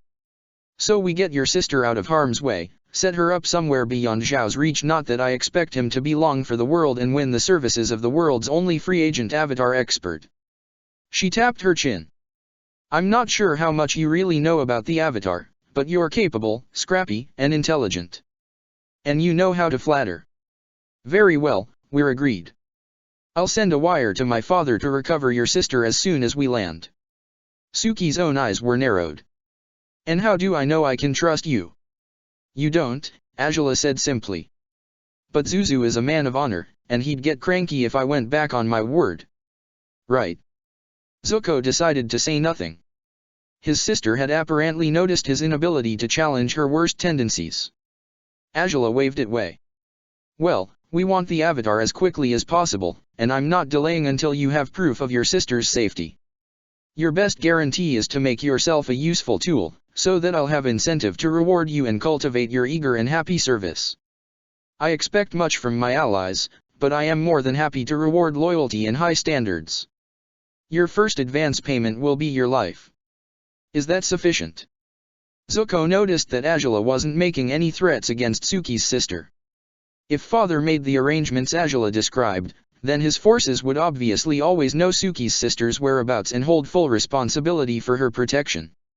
He doubted that Suki had missed that angle, either. Nevertheless, she fell to her knees and bowed to Angela, pressing her forehead against the floor. Angela herself was grinning. "Excellent. You may rise. Now, we just need to make our plans. We have the staff, and once we reach the Earth Kingdom and I wire Father, I can ask him to arrange another meeting with June." At Suki's questioning glance, Zuko said, "June is a bounty hunter. She has assured you a big hairy thing that can hunt by scent, even across a continent. She'll track down the Avatar for us. The problem is when we get close. The Avatar is powerful and wily, and he has people protecting him." Angela nodded. "The Waterbenders and Water Tribe rebels. Also, those Blue Spirit warriors. Yes, Zuzu, I didn't come up with the mask on my own. I'm curious as to who will respond when reports of a Blue Spirit attacking the prison are circulated. And the Avatar is most likely building a coalition of Earth Kingdom rebels as well." "And my," Zuko added. He couldn't keep his voice from darkening at the memory of her betrayal. Angela blinked. "My." She sided with the Avatar at Crescent Island. Zuko felt fire flare within his heart, but it was not a good fire, not a clean fire. It seared his chi lines and made his stomach hurt. "That's why I couldn't capture him. I had him in my hands. What?" Angela's shriek echoed off the cabin's metal walls. Zuko took a step back from his sister. "I never saw Mai after the volcano erupted, but if the Avatar survived then I thought she was dead." Angela's fists were clenched, and smoke was pouring from between her fingers. Her gaze lost focus and she meandered through the small cabin. "She betrayed me.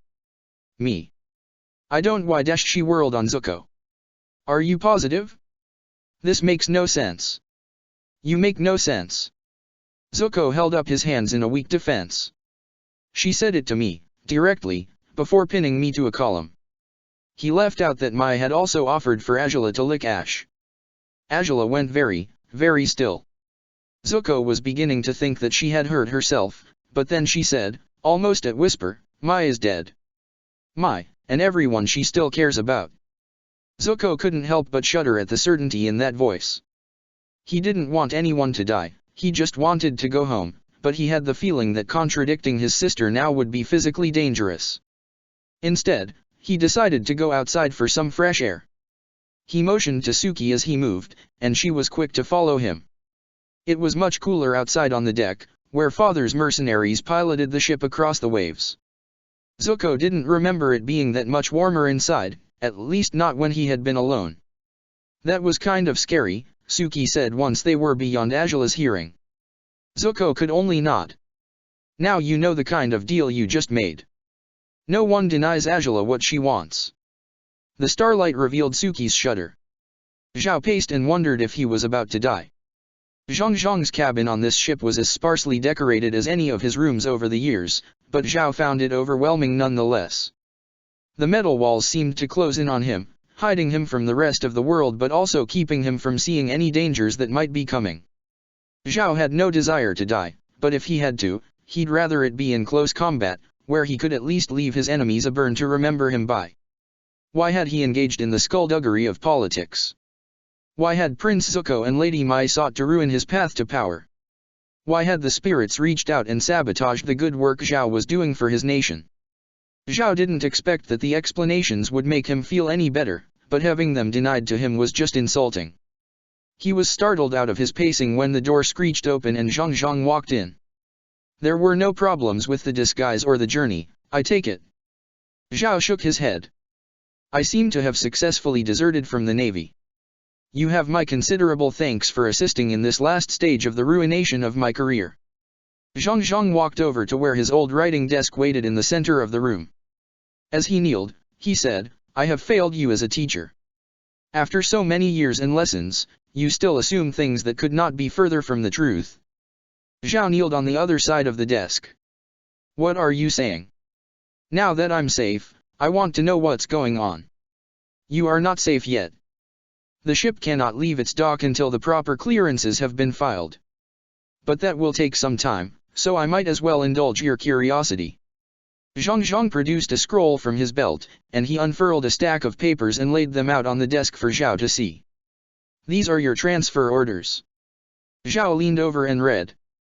I'm being transferred to the Northern Fleet to command a task force under orders from Prince Iroh. Zhao looked up at his old master. You're in contact with Iroh. Zhang Zhang gave that single teacherly half nod. He is not as disconnected from the world as most think. Zhao fell into a slump and tried to process this. Prince Admiral Iroh outranked everyone else in the entire navy, and although he didn't serve as part of high command, his orders could override theirs. If Zhang Zhang's paperwork was legitimate, then Zhao was indeed saved from charges of desertion. He had simply been tasked with an emergency secret mission that brought him out of the capital on short notice. And if Iroh was agreeing to protect him, then that was a power that could indeed rival Prince Oze. Iroh was still the crown prince, after all, so despite his strange self-exile from the homeland, he must have enough of the Fire Lord's favor. Zhao looked up at Zhang Zhang. Am I to conclude that Prince Iroh approves of what I was attempting against Prince Oze? Zhang Zhang closed his eyes. I doubt he cares. He is no omniscient manipulator. But Zuko's rescue was conducted in such a way as to jeopardize some of Prince Iroh's plans, and so Oze needs to be opposed before he causes real trouble. And what are Prince Iroh's plans? Zhang Zhang opened his eyes again and looked at Zhao with something that was almost a smirk. That information is need to know. I was directed to tell only that Prince Iroh requires the presence of the Avatar, alive and unharmed, at the North Pole. You are to track the Avatar, capture him, and then arrange a rendezvous according to instructions that you will be given when you've taken formal command of your task force. Zhao blinked. The Avatar? What does Iroh want with the Avatar? Need to know, Zhao. Prince Iroh is working for the betterment of both the Fire Nation and the world as a whole, so you can be assured that you will be performing honorable service, if that matters to you. It didn't, of course, but Zhao didn't feel the need to say so. A more relevant concern was that he could still have the glory of capturing the Avatar, the opportunity to finish off Lady Mai, and the chance to run his own operation. On the other hand, this business of a rendezvous after the Avatar's recovery was too mysterious. Would the Avatar be taken off Zhao's hands and brought back to the homeland by Iroh as a kind of redemption? Was Zhao being used and discarded? Zhang Zhang seemed to consider Iroh honorable, and even Zhao had to admit that his master was quite insightful, but he had also proved to be unstable. Was he so desperate for honor after his problems with the war that he was putting too much hope in the Prince Admiral? Did Zhao have a choice? As if sensing his thoughts, Zhang Zhang nodded from across the desk. You belong to Prince Iroh, now, to use as he wills. Zhao's inner fire flared and he snapped to his feet. I belong to nobody. Perhaps I misjudged you. Then feel free to disembark from my ship, and find what mercy you can from High Command and Prince Oze. Zhao could think of nothing to say to that. Zhang Zhang rose to his own feet, and turned to leave. We should be departing soon. I will observe from the bridge. You may join me, if you wish, as you will be commanding this ship once we reach the colonial continent. He stepped out of the cabin, leaving Zhao alone. Alone, and trapped. Certainly, Zhao could leave if he wanted. But that would simply be stepping back into the fires of the Caldera's deadly society. He would be dragged before Fire Lord, accused of treason against the royal family itself, and subjected to whatever tortures old Ajalon could devise in his senility. So one path was certain death. The other path was haunted by a possible loss of glory, but it did offer survival, and that was no small thing. As long as Zhao survived, he could work for advancement. If Iroh wished to take credit for the Avatar's capture, it would rankle, but Zhao could act agreeable, present himself as a good little servant like Zhang Zhang, and earn Iroh's favor. Surely, Iroh would not forget that when he became Fire Lord. Zhao was no traitor by choice, merely by necessity. If Iroh had any wisdom, he would not recreate the necessity for a loyal, capable commander, no, admiral. Maybe even high admiral, someday. Zhao felt a little lighter as he made his way to the ship's bridge. Even by the time he arrived, the vessel was still docked. We haven't been cleared yet. Zhang Zhang said nothing, but the captain pointed through the viewport, to the far side of the harbor. They will light a yellow lamp when they're ready for us, but it's taking far longer than I expected. I notified them of our departure this morning, so this isn't entirely last minute. Why would dash? Zhang Zhang said, it's because everyone manning the lamp station is dead or incapacitated. Silence descended on the bridge. Zhao took it upon himself to ask, how do you know? Zhang Zhang pointed out the viewport, at a solitary figure approaching their dock. That man walks like a warrior with the ability to slay every person on this ship. And he is coming for us. Zhao blinked. Someone like that couldn't be an assassin for hire. Such a warrior would have been made a weapon of the Fire Nation years ago. Piandao. Also called Piandao Clanless, for being a foundling with no home of his own. Also called Piandao Hundred Slayer, for the time he proved there was no such thing as numerical superiority when engaging him in battle. Ose's pet murderer. Zhao's legs went weak, and backed up to lean against the wall to stay upright. Zhang Zhang turned on his heel and walked past Zhao, saying, set sail as soon as I am off the ship. I will buy you the time you need. Zhao immediately stood up straight and added, as commander of this ship, I confirm the Admiral's orders. Get us out of here. Beneath the crescent moon, Piandao approached the ship that he had been tipped to and found a single man in navy armor disembarking to face him. The torches on the dock shed enough light to reveal the man's identity, Admiral Zhang Zhang, a staff member at Central Command and Zhao's old fire-bending master. It all fit, and meant that Zhao was almost certainly hiding in the ship. All of that was incidental to Piandao right now. The light of the torches also revealed the way Zhang Zhang moved, the easy grace in his limbs, the everyday precision that echoed his fire-bending style. There was a confidence in Zhang Zhang's body language that said he did not fear Piandao, and that was perhaps the most revealing. Zhang Zhang reached the bottom of the boarding plank and took a fire-bending stance. Piandao stopped well short of his opponent and drew his sword. The battle began, but neither man moved. Piandao fought only with his mind, focusing on his opponent and analyzing every possible factor and outcome. Zhang Zhang would be doing the same, with just as much skill, if not more, and Piandao determined that he would be at a disadvantage if he attacked first. Zhang Zhang would read his movements and intentions and take control of the fight, establishing what could very well prove to be an unassailable defense. He was well known as a fire-bending master of the highest order, and commanded both power and subtlety that could overcome Piandao's skill. But the ship began pulling away from the dock, and Prince Ose would not be pleased if Zhao escaped. Holding back a sigh, Piandao dashed with all his speed and strength, gambling that he could get past his opponent and leap to the departing ship without getting drawn into an exchange. But Zhang Zhang struck so fast that the air snapped, sliding his left foot out to full extension while punching his left fist in the same direction, sending out dual streams of fire that mixed and rose up into a wall. And that was no metaphor on Piandao's part. The fire was truly forming a long, tall field of flame that cut off all sight of the ship and the bay and the night sky. So Piandao fought back another sigh and angled his run to take him right at Zhang Zhang. The wall proved self-sustaining as Zhang Zhang moved into another attack, punching a series of fireballs so small and rapid that they might as well have been a single massive bloom. Piandao couldn't stop in time to avoid it, so he surrendered to his own momentum and forced his body into a leaping twist that would carry him just past the edge of the attack.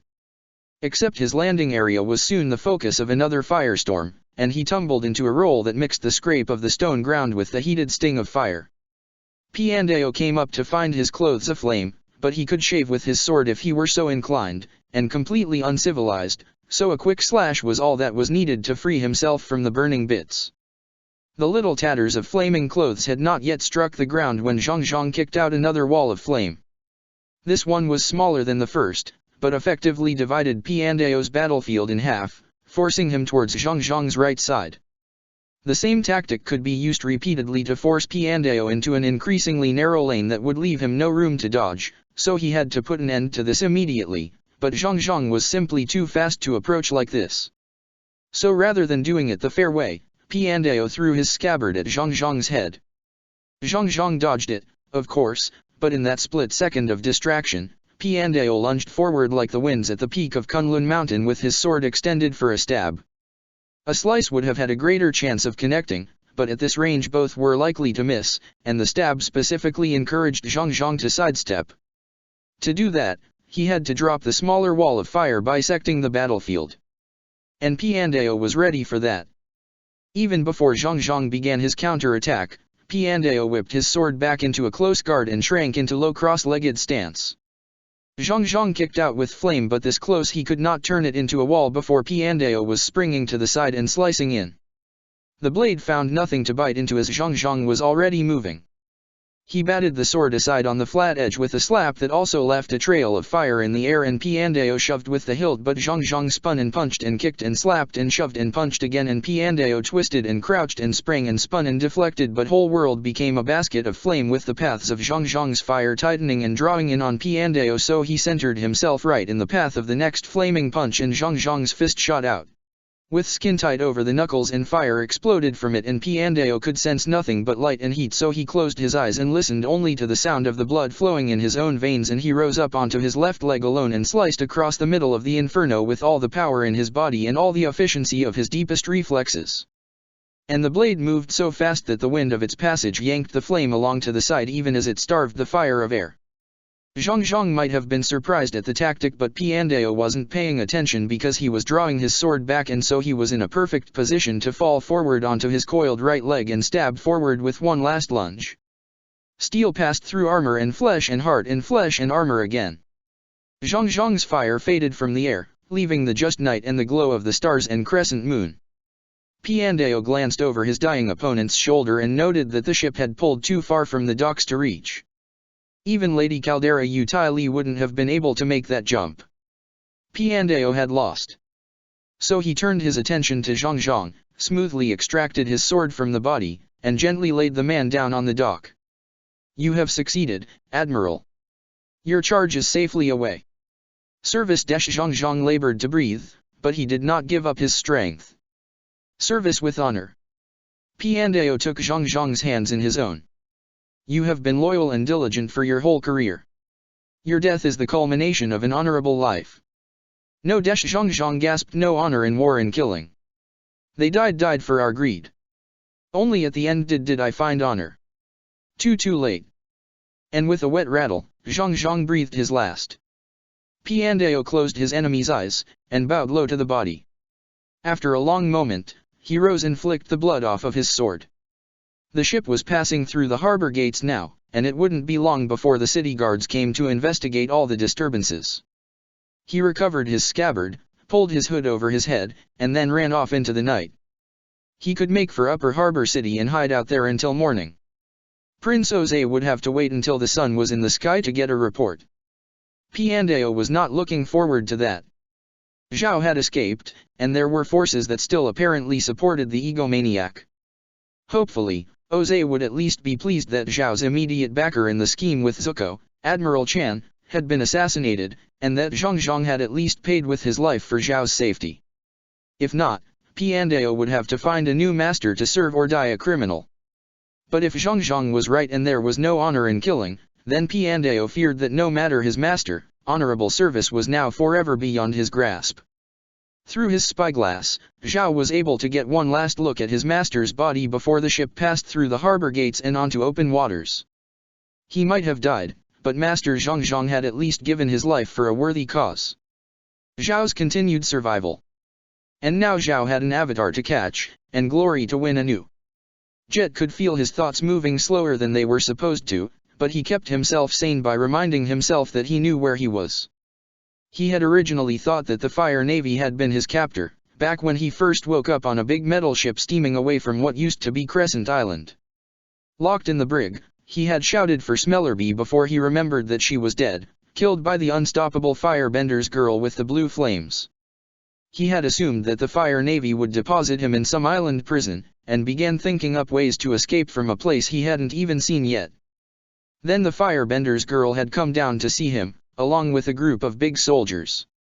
Jet had put up a fight, of course, but without his swords he could only do so much, and so had been dragged out of the brig while the firebender watched. Jet had been amazed when he was dragged off the ship to find himself at what seemed to be a civilian dock nestled right next to bustling Fire Nation town. At that point, Jet had done the only thing he could do, what he had been trained to do: look around a lot and memorize landmarks. So he had stayed quiet and concentrated on that as he was dragged to a carriage and locked in the back with the firebender girl.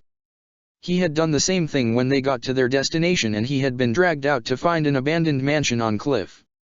He had continued his memorization as he was dragged inside and locked in what had clearly used to be a nicely sized closet. In the time between his interrogations, he had replayed the memories of what he had seen until he began to dream about them at night. That's around when Jet's thoughts began slowing. He had eventually figured out that his captors, whoever they represented, were decreasing the amount of water they were giving him. They were dehydrating him. The headaches were the giveaway, and Jet was grateful that he had experienced such effects before. Unfortunately, this insight came only after the firebender girl had begun the conversations. Jet knew them to really be interrogations, at first, but as the confusion and headaches got worse, and the girl shared her wine and spoke so pleasantly about all kinds of topics, Jet forgot what was going on. He forgot that he wasn't supposed to talk. He forgot that the firebender had killed Smellerbee.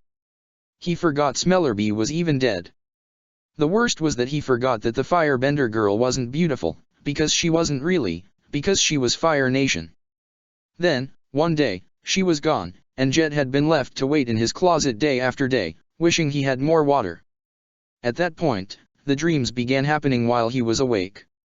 The memories of that dock, of the town, of the mansion all floated around him like ghosts, and the firebender girl danced through the illusions, first with Smellerbee in her arms, and then the Avatar, then Sokka, and finally that spy Mai.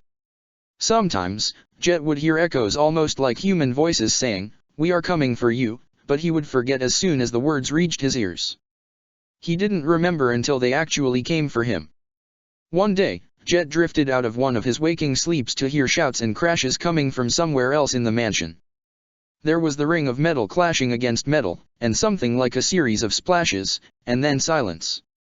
Jet almost forgot about the noises when footsteps sounded outside the door of his closet, and then a blade made of ice smashed through the door, followed by men in blue clothes with skin and eyes just like Sokka's.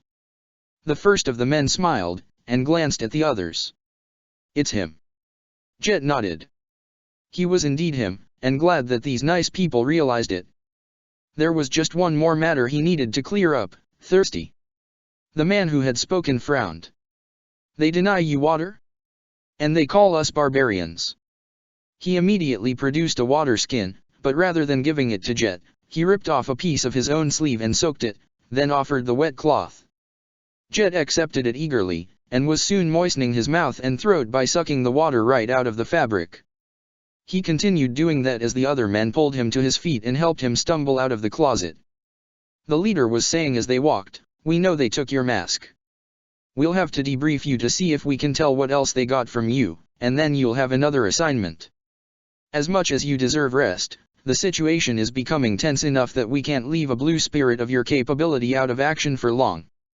The boss still needs you, Jet." Jet nodded agreeably, and it wasn't until he was out of the mansion that he forgot all about the conversation. He would not forget it for long. Chapter 25, The Fortune Teller. Katara woke up and didn't know where she was, so panic momentarily gripped her heart before she remembered that the cage wasn't supposed to be there anymore. Just like every morning. She let out an anxious breath and took a moment to reorient herself. She was in a sleeping bag in a tent, somewhere in the Earth Kingdom. Beside her, Sokka was still snoring away in his own sleeping bag, so big and gangly and loud compared to the image of her brother that she had cherished in her mind for a decade. The rhythm of his snuffling helped settle her panicked heart and reminded her that she wasn't alone, that her family hadn't forgotten her. The tent was small enough to be comforting. Katara could hear Aang and Appa conversing outside, prompting a smile. She still couldn't get over the Avatar being back. Sure, he was just a goofy kid, but he also really sweet, and he wanted more than anything to help people. As far as Katara was concerned, that made him a truly great Avatar, or would, once he learned all four elements. That was important, too. Katara slid out of her own sleeping bag, threw on her outer tunic, and reached for her hat. She knew that Sokka was worried about the hat, and she wanted to be able to go without it for him, but the very thought made her breath quicken. She needed more time, more strength, more experience in the world, and then maybe she could give it a try. She put the hat on and tied it beneath her chin before making her way out of the tent. As expected, Aang was talking to his sky bison while sharing a breakfast of apples. Momo flew around them both, chasing some of the winged morning mites that made this green glen their home. Katara kept her focus on the little group and not the big broad sky that sprawled above them.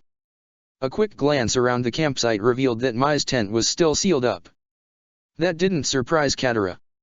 Mai wasn't anywhere near as lazy as Sokka, but she still had a preference for sleeping late, as well as a fairly strong aversion to daylight. Katara had no criticism for that last part, as she couldn't imagine how anyone with skin as light as Mai's didn't sizzle in the bright sun. Still, she also sympathized with Aang, having to deal with two such lazy teenagers by himself for so long. "Good morning, Katara." Aang hopped over with a burst of his airbending and offered an apple as he landed. "Breakfast." "Thanks." Katara took a bite and motioned over to the river a short way from their camp. "Ready to get the water?" "Sure." Katara and Aang had made a daily ritual of collecting water every morning with a shared bending exercise. As simple as the task was, they figured that practicing their teamwork was worthwhile, just in case. It had become habit, and now it took barely any effort for them to stream some of the river into the air to snake its way into their biggest pot. They moved as one without having to so much as look at each other, the knowledge of the other's movements coming from feel alone. By the time they brought the pot over to the campsite, Mai had emerged from her own tent in her green robes and was scowling against the sunlight. Katara made a point of waving and saying, "Good morning." Mai blinked back and didn't say anything in what Katara had learned was Mai's way of not showing hostility. Katara helped Aang get the campfire going under the pot, and then went over to the group's other girl. "Excited for today?" "Probably not." "What are we doing today?" "You know, that spirit festival we heard about." Katara looked over at Aang to make sure she didn't have the day mixed up, and he took a break from stirring the rice to give a thumbs up. Satisfied, she turned back to Mai. "The one we've been flying towards for 2 days straight." Mai waved it off and began pulling her loose hair together in preparation of setting it in her usual complicated style. "Yeah, I remember that. I mean stuff I'd be actually excited for." Katara gave a laugh, not caring if it was actually meant to be a joke. "It's going to be amazing. Those people the other day said that all the best mystics come to the festival, and there's also food and dancing and stories from history dash." "I thought I heard someone mention food," came Sokka's voice from his tent. His head poked its way through the opening. "Is there food?" "Coming up," Aang said, shooing Momo away from the steaming pot. Katara turned back to Mai, and found her struggling with making the bun at the back of her head. Katara reached over and helped hold an errant bit in place. "There has to be something about the festival that you're looking forward to." Mai sighed as she worked her hair. "It's just going to be a lot superstitious people crowding around acting like fools." "How can you not be superstitious? You're traveling with the Avatar." Katara helpfully pointed over to where Aang was scooping rice into everyone's bowls. Aang, for his part, looked up and smiled. "I am kind of spooky." Katara nodded in satisfaction. "See. My maiden, sound," finished with her hair by pulling the tails forward to rest on her shoulders, and went over to get her breakfast. "Yes, obviously spirits and monsters and glowing boys and icebergs are all real. Don't forget ghosts," Sokka said through a yawn as he took his own bowl of rice. "You Fire Nation types made lots of ghosts." Mai threw a glare at him, but then let her gaze drop to her boots. "And ghosts." She produced a long knife from somewhere in her sleeve. Katara still had no idea where the other girl kept all those weapons and used the flat of the blade to scoop some rice into her mouth. "But I just have a tough time believing in all the stupid little superstitions that these kinds of festivals get so worked up about. I'm pretty sure that shooting off fireworks doesn't actually chase away any spirit monsters that might be lurking nearby, and using a broom on Cinder Day won't really bring down 8 years of bad luck." Katara acknowledged the point with a nod even though she didn't think it was entirely right. "But you have to admit that showing reverence for the spirits is worthwhile, and that's what festivals like this are really about." "No, I don't." Mai pointed the knife at Katara in the same kind of casual manner as most people would point a pair of chopsticks. "You have to admit that people manage to pack an awful lot of games and commerce into these festivals for something that's supposedly about a bunch of spirits. Besides, our reason for being here is to find Aang someone who can tell him about energies or something. It's about as reverent as a visit to the Yukfume library. Katara sighed and went to get her own bowl of rice. I think we're all going to learn something today. And we'll all be better for it. The Kemp was silent for a moment, and then Sokka said, I'm here for the food. Katara flicked a grain of rice at him. They ate the rest of their breakfast in silence, but it wasn't uncomfortable.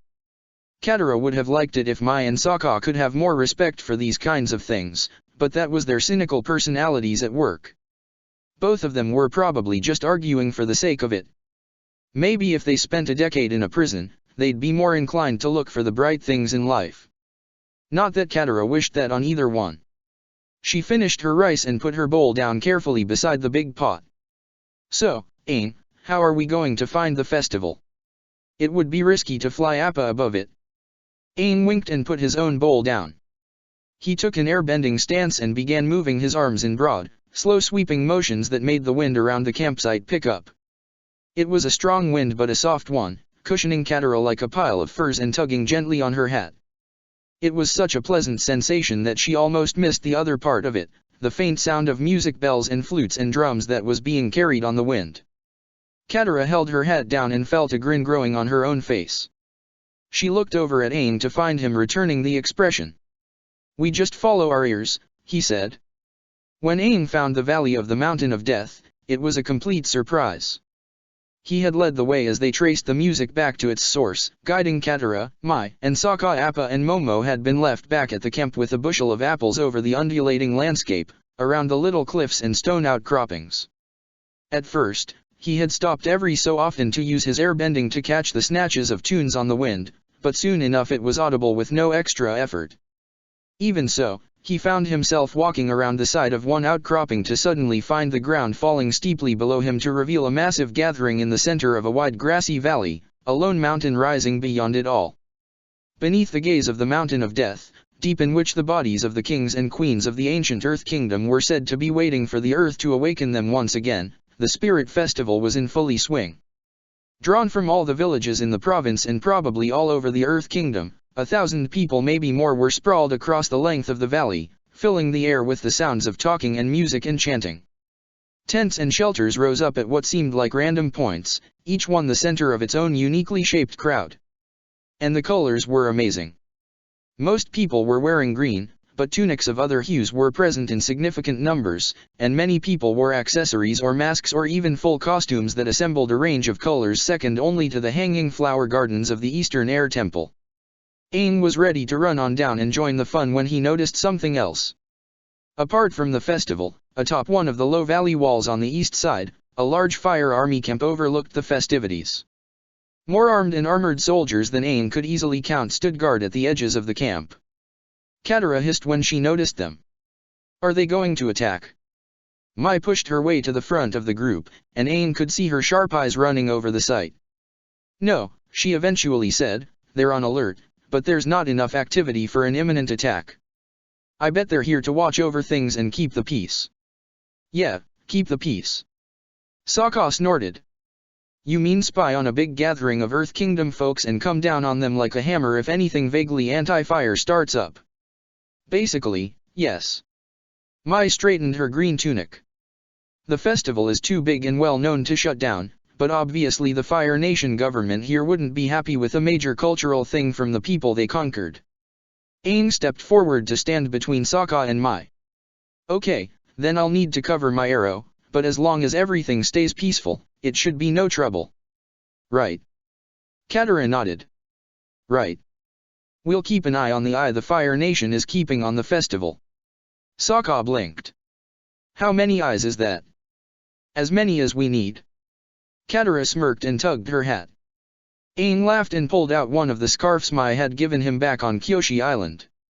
He tied it as a bandana over his shaved head, but didn't worry about the rest of his clothes, what with all colors and costumes already present amongst the crowds. He led everyone down the sloping grass into the valley, and soon the sights and sounds and smells of the festival welcomed them into its fold. As they worked their way into the flows of people, one man took notice of them and jogged over. On the edge of his vision, Aang caught Mai reaching for a weapon, so he stepped in front of her and turned to greet the man.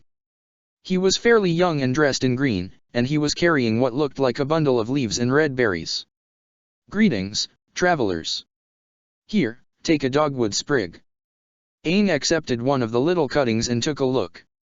The berries ranged in hue from bright red to an almost purple deepness, and the leaves were orderly little things, smoothly shaped with strong visible veins. Sokka sniffed at his. "Do we eat these?" The man laughed as he handed one to Katara. "It won't poison you, friend, but you're supposed to wear it. It will purify you, helping you remain in harmony with the valley." Aang smiled. Now this was a proper festival. "Hey, I have a question, if you don't mind." "Sure." The man handed one of the sprigs to Mai. "How come the festival is happening now, instead of at the summer solstice?" The man lost his cheery expression for a moment. Well, yes, that's when the natural world and the spirit world come together, and the festival is about honoring the spirits and keeping the energies of the province balanced. But we like to hold the festival when the spirits are still far away enough that they can sense our goodwill, but not confuse this all for an invitation, you know." Aang wasn't sure he did, but Sokka nodded and said, "I understand completely," so the man smiled once again and moved on to pass out more sprigs. Aang looked at his own and wondered how he was going to wear it. Maybe if he could find some string, he could tie it and wear it like a necklace. Mai sighed and snapped her hand up to reveal 4 long needles between her fingers. "Go ahead, just give them back when we're done here." Everyone accepted one and pinned a sprig to their clothes. Feeling more spiritually pure already, Aang led the way deeper into the festival. Now that he was in the midst of it, the gathering was revealed as a lot more boisterous than an air nomad holiday like Yangchen's festival. Singers shared songs with an elder sound to them, and bands worked instruments that ranged from works of art to ramshackle things assembled out of junk. There were even little stages where actors put on plays, comedies, and dramas and operas and pantomimes. The only thing uniting all these entertainments was the row of sitting mats right in front of the performers, always left empty by the audience. Aang ignored that stuff for now. He fully intended to find out more and have some fun with the entertainments later, but he wanted to get started on business first. Guru Puthik was a man of rare knowledge, and finding someone who could even begin help Aang in the same way could be a long task. Aang had failed to learn enough in time to save the Guru, and he wasn't going to fail again. He found a quieter section of the valley where people lounged instead of moving about, and the sound of conversation was more muted. Peace emanated from older men and women in the robes of shamans, and people respectfully listened to their words. Aang turned to the others. "Let's split up and ask around. Remember, we're trying to find out more about how to bring the world back into balance, but the Guru said it had to do Linghun energy, and the way everything is connected. We need someone who can really teach me about that." Mai added, "And let's not mention that you're the Avatar. Not right away. We want to be sure we don't cause the wrong kind of disruption." Aang blinked. "What do you mean? Wouldn't any shaman be glad to help the Avatar?" Mai's eyes shifted, and Aang followed her gaze up and over to the eastern wall of the valley, where the fire army watched over everything. "The last thing we need is someone to overhear the wrong word and see what the Fire Nation will pay for a tip." He hated to admit it, but it was a good point. "All right. But come and get me if you find anything." "Okay." The other 3 nodded, and then they all spread out to explore the area. Aang started his own search, picking out a group listening and asking questions of an old man with a droopy mustache who wore a puffy fur vest. Aang sat at the edge of the gathering and tuned into a discussion of the physical and spiritual healing properties of properly mixed mud. 3 hours later, Aang was bored out of his skull. He had heard about mud, had heard about the correct composition of a tranquility garden, had heard about proper meditation technique, and had heard lots of stuff about the unsettled nature of the world, but no one here seemed to know about how to really look beyond the physical. He hoped the others were doing better. Katara was taking a break from an ongoing but fairly lacking discussion of how a traveler could actually get into the spirit world when a girl who was half pigtails walked up and said, "Excuse me, you wouldn't happen to be from the water tribes?" Katara blinked and turned his attention to the girl. She was a few years younger than Katara and was showing off a gap-toothed smile that was immediately disarming, so Katara nodded. "I am." "And are you traveling with the Avatar?" Katara couldn't stop herself from gasping. What? The girl bowed. My name is Meng. I was told that there would be a beautiful water tribe girl here who could bring the avatar to my employer. Hi, Meng. And who is your employer? A fortune teller from Makapa village. Meng motioned back towards the busier side of the festival. She said you could come meet her, if you like. Katara bit her lip. She could investigate this fortune teller before putting Aang in danger, but that would mean walking into a trap herself. Maybe she could go get Sokka or Mai. No, there was no need for that. She had her water skins and was a warrior now. She could handle this. She was strong enough. She needed to be. Katara pulled her hat down lower. Lead the way, Meng. The fortune teller's tent proved to be one of the plainer in its area, surrounded as it was by stands where people were selling luck charms, incense sticks, and what looked like old coins. The only decoration on the tent was a pair of crossed tree branches tied above the entrance, unusual things with tips that hung like long fingers, almost looking like the reaching tentacles of the shark squid. Meng pulled aside the large tent's flap and bowed low. Without hesitation, Katara flicked the caps off her water skins and walked inside. Welcome, child. A smiling old woman sat within, her streaked white and grey hair dully reflecting the glow of the fire in the pan beside her. No need to be shy, it's just us in here. I am Aunt Wu. Please, sit down. Katara sat on the waiting mat, shifting her water skins so that they would be accessible. Nice to meet you. She eyed Aunt Wu's golden robe. Your assistant was telling stories about you. I know. Aunt Wu sighed. Fortune-telling has changed, since the end of the war. I used to have to look harder to see ahead, and could only focus on one destiny at a time, but things have changed. The details are all too easy to see, now, and I get visions without even trying. The world is out of balance, and its energy is not flowing properly, so it's flooding all over the place. The Avatar knows this. Katara decided to risk a nod. He wants to fix it. Of course. And I want to help. The funny thing is that the more destiny someone has, the harder it is for me to see right now. She winked. People with lots of destiny tend to let it get all cluttered and mixed up. Katara smiled. So how can you help? Oh, I know some tricks. I can reveal some touch points to focus the Avatar on a good path. You can bring him to me, and stand by to protect him if you like. Katara pushed her head up to get a better view. I'd like to see your fortune-telling first. If you don't mind. I want to see how it works before I bring him. Of course. Aunt Wu reached beside her to an open box with shadowy compartments of various sizes. She produced a bundle of thin sticks from one of them, and held them out. What would you like to know? Katara took the sticks and considered.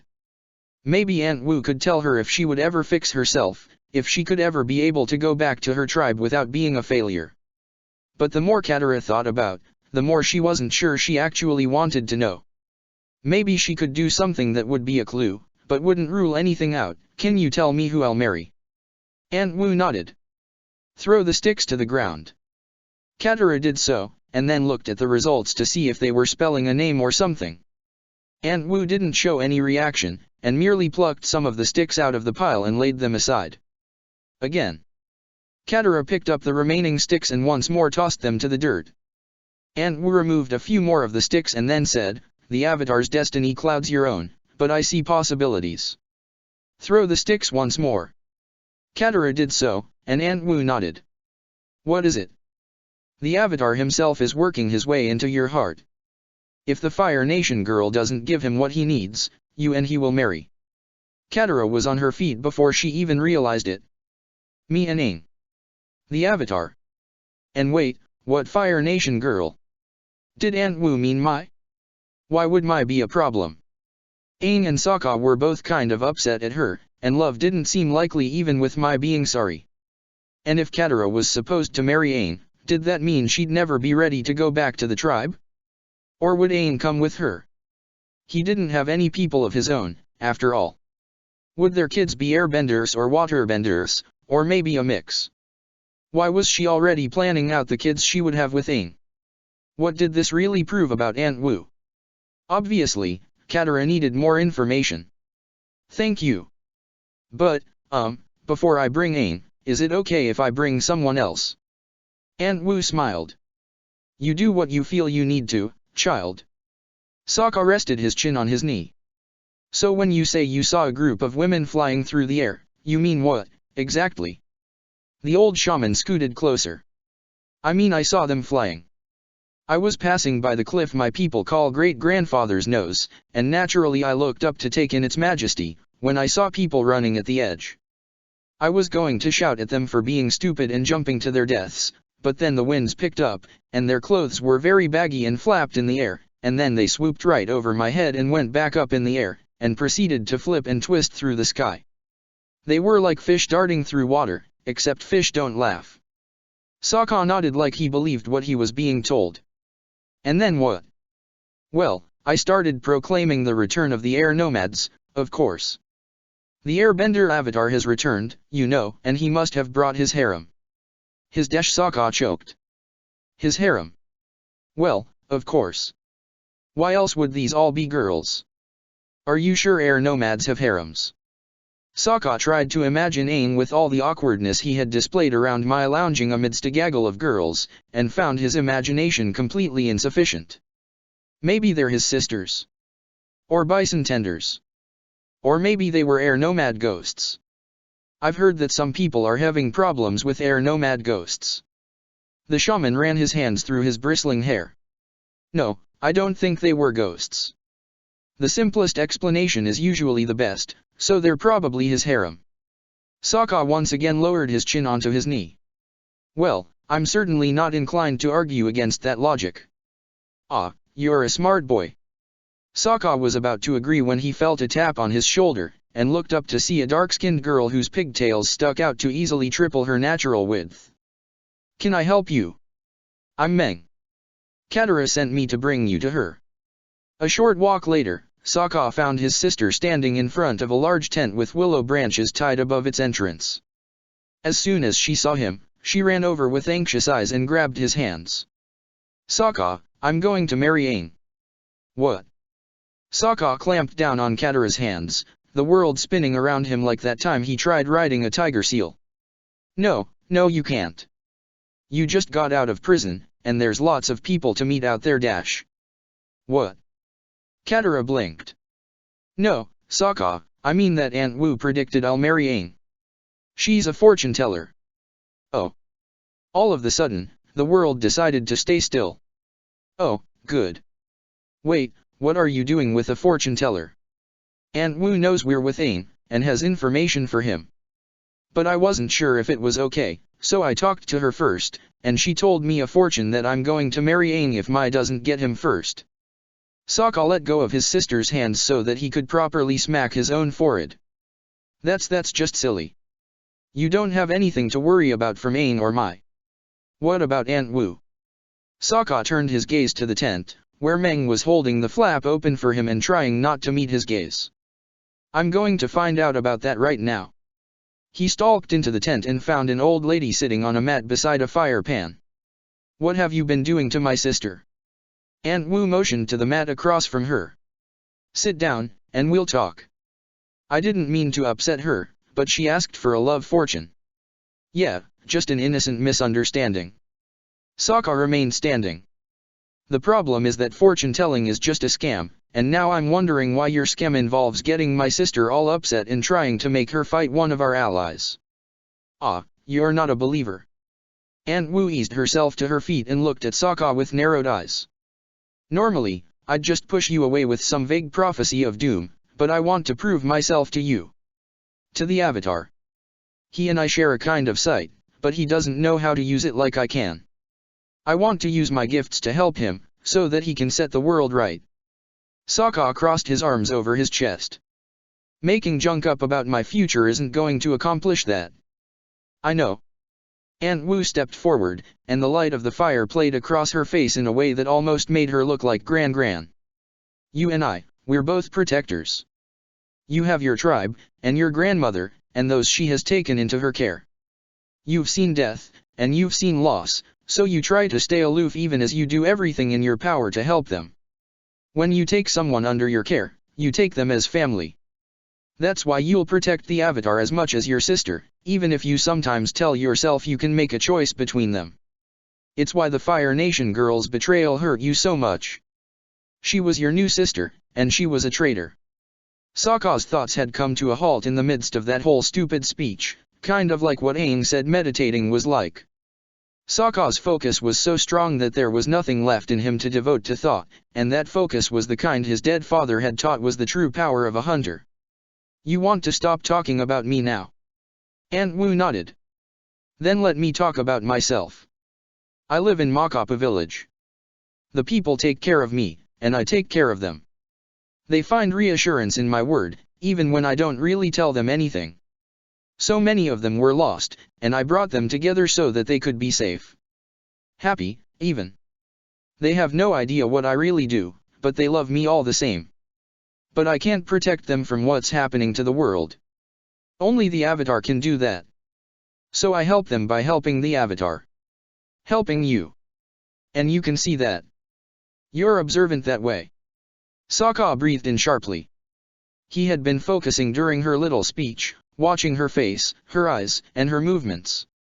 He saw the bit of moisture at the edge of her eyes, heard the slight tremble in her voice, noticed the way she worked her hands opened and closed as she talked. His focus revealed these things, but then he let himself think again and his thoughts wondered if Aunt Wu might not just be a really good actor. Wait here, he said. Then he stepped outside to talk to his sister. Katara found Mai standing apart from the gatherings around the shamans, staring up at the kites being flown from the edge of the festival. The kites were decorated with faces, and Katara thought she recognized something more like a pixie amongst the many dragons. Mai. The other girl looked over, and while her face didn't move, her voice was intense as she said, "There you are.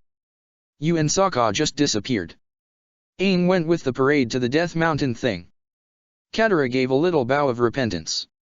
"Sorry, but we found out about this fortune teller who we think can help Aang.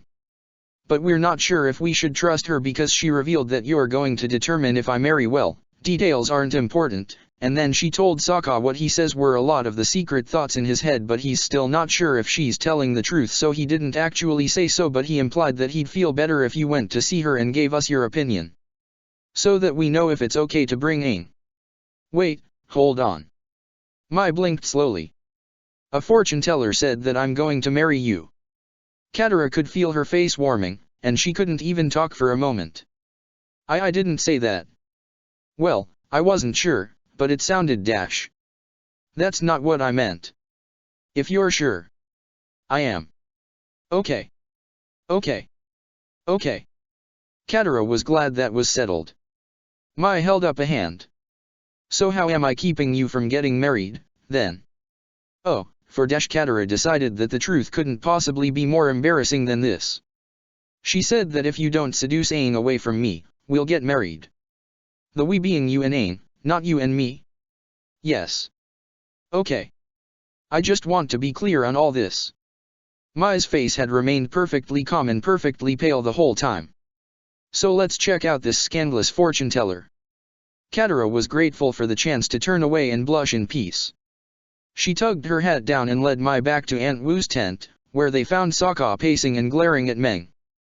The young girl didn't seem to care and was trying to twist her pigtails into a more traditional position, but she let go when she saw Katara and opened the flap of the tent with a bow. Katara turned and pointed in the tent. There. Mai folded her hands together in her sleeves and walked into the tent. Katara turned away from Sokka so that he couldn't see the blush that could still feel on her cheeks. She stood and waited for a while, but it seemed like Mai was taking forever in there. Katara decided that anything was better than waiting, and so walked over to Meng. Hi. Oh, hi. Meng let go of her pigtails again. Can I do something for you? No, I'm fine. I was hoping you could distract me for a moment. Oh. Meng blinked. Then do you mind if I ask what you put in your hair? My hair. Katara flicked her head so that her long braid was visible. She hadn't liked her hair until recently, when it had stopped breaking at every little tug or manipulation. Sokka said it was because she was getting real food now and wasn't spending all her time in that awful volcano heat. Nothing, really. My friend lets me use her soap to wash it. Oh. So, how long have you been working for Aunt Wu? Meng thought about it for a moment. I guess it's been 3 years now. It's a good job. I get to meet people, and Aunt Wu gives me fortunes whenever I ask. Oh, yeah. Katara decided that it was time for someone else to deal with a little embarrassment. Anything about romance? Meng grinned, showing off the big gap between her front teeth. She said, I'm going to marry a guy who wears glasses and talks with a southeast accent. So I'm still keeping an eye out. Katara nodded and was going to ask what a southeast accent sounded like, but then she heard the rustle of the tent and turned to see Mai emerging into the sunlight. What happened? Did she give you a fortune? Sokka ran over. Did she say anything creepy?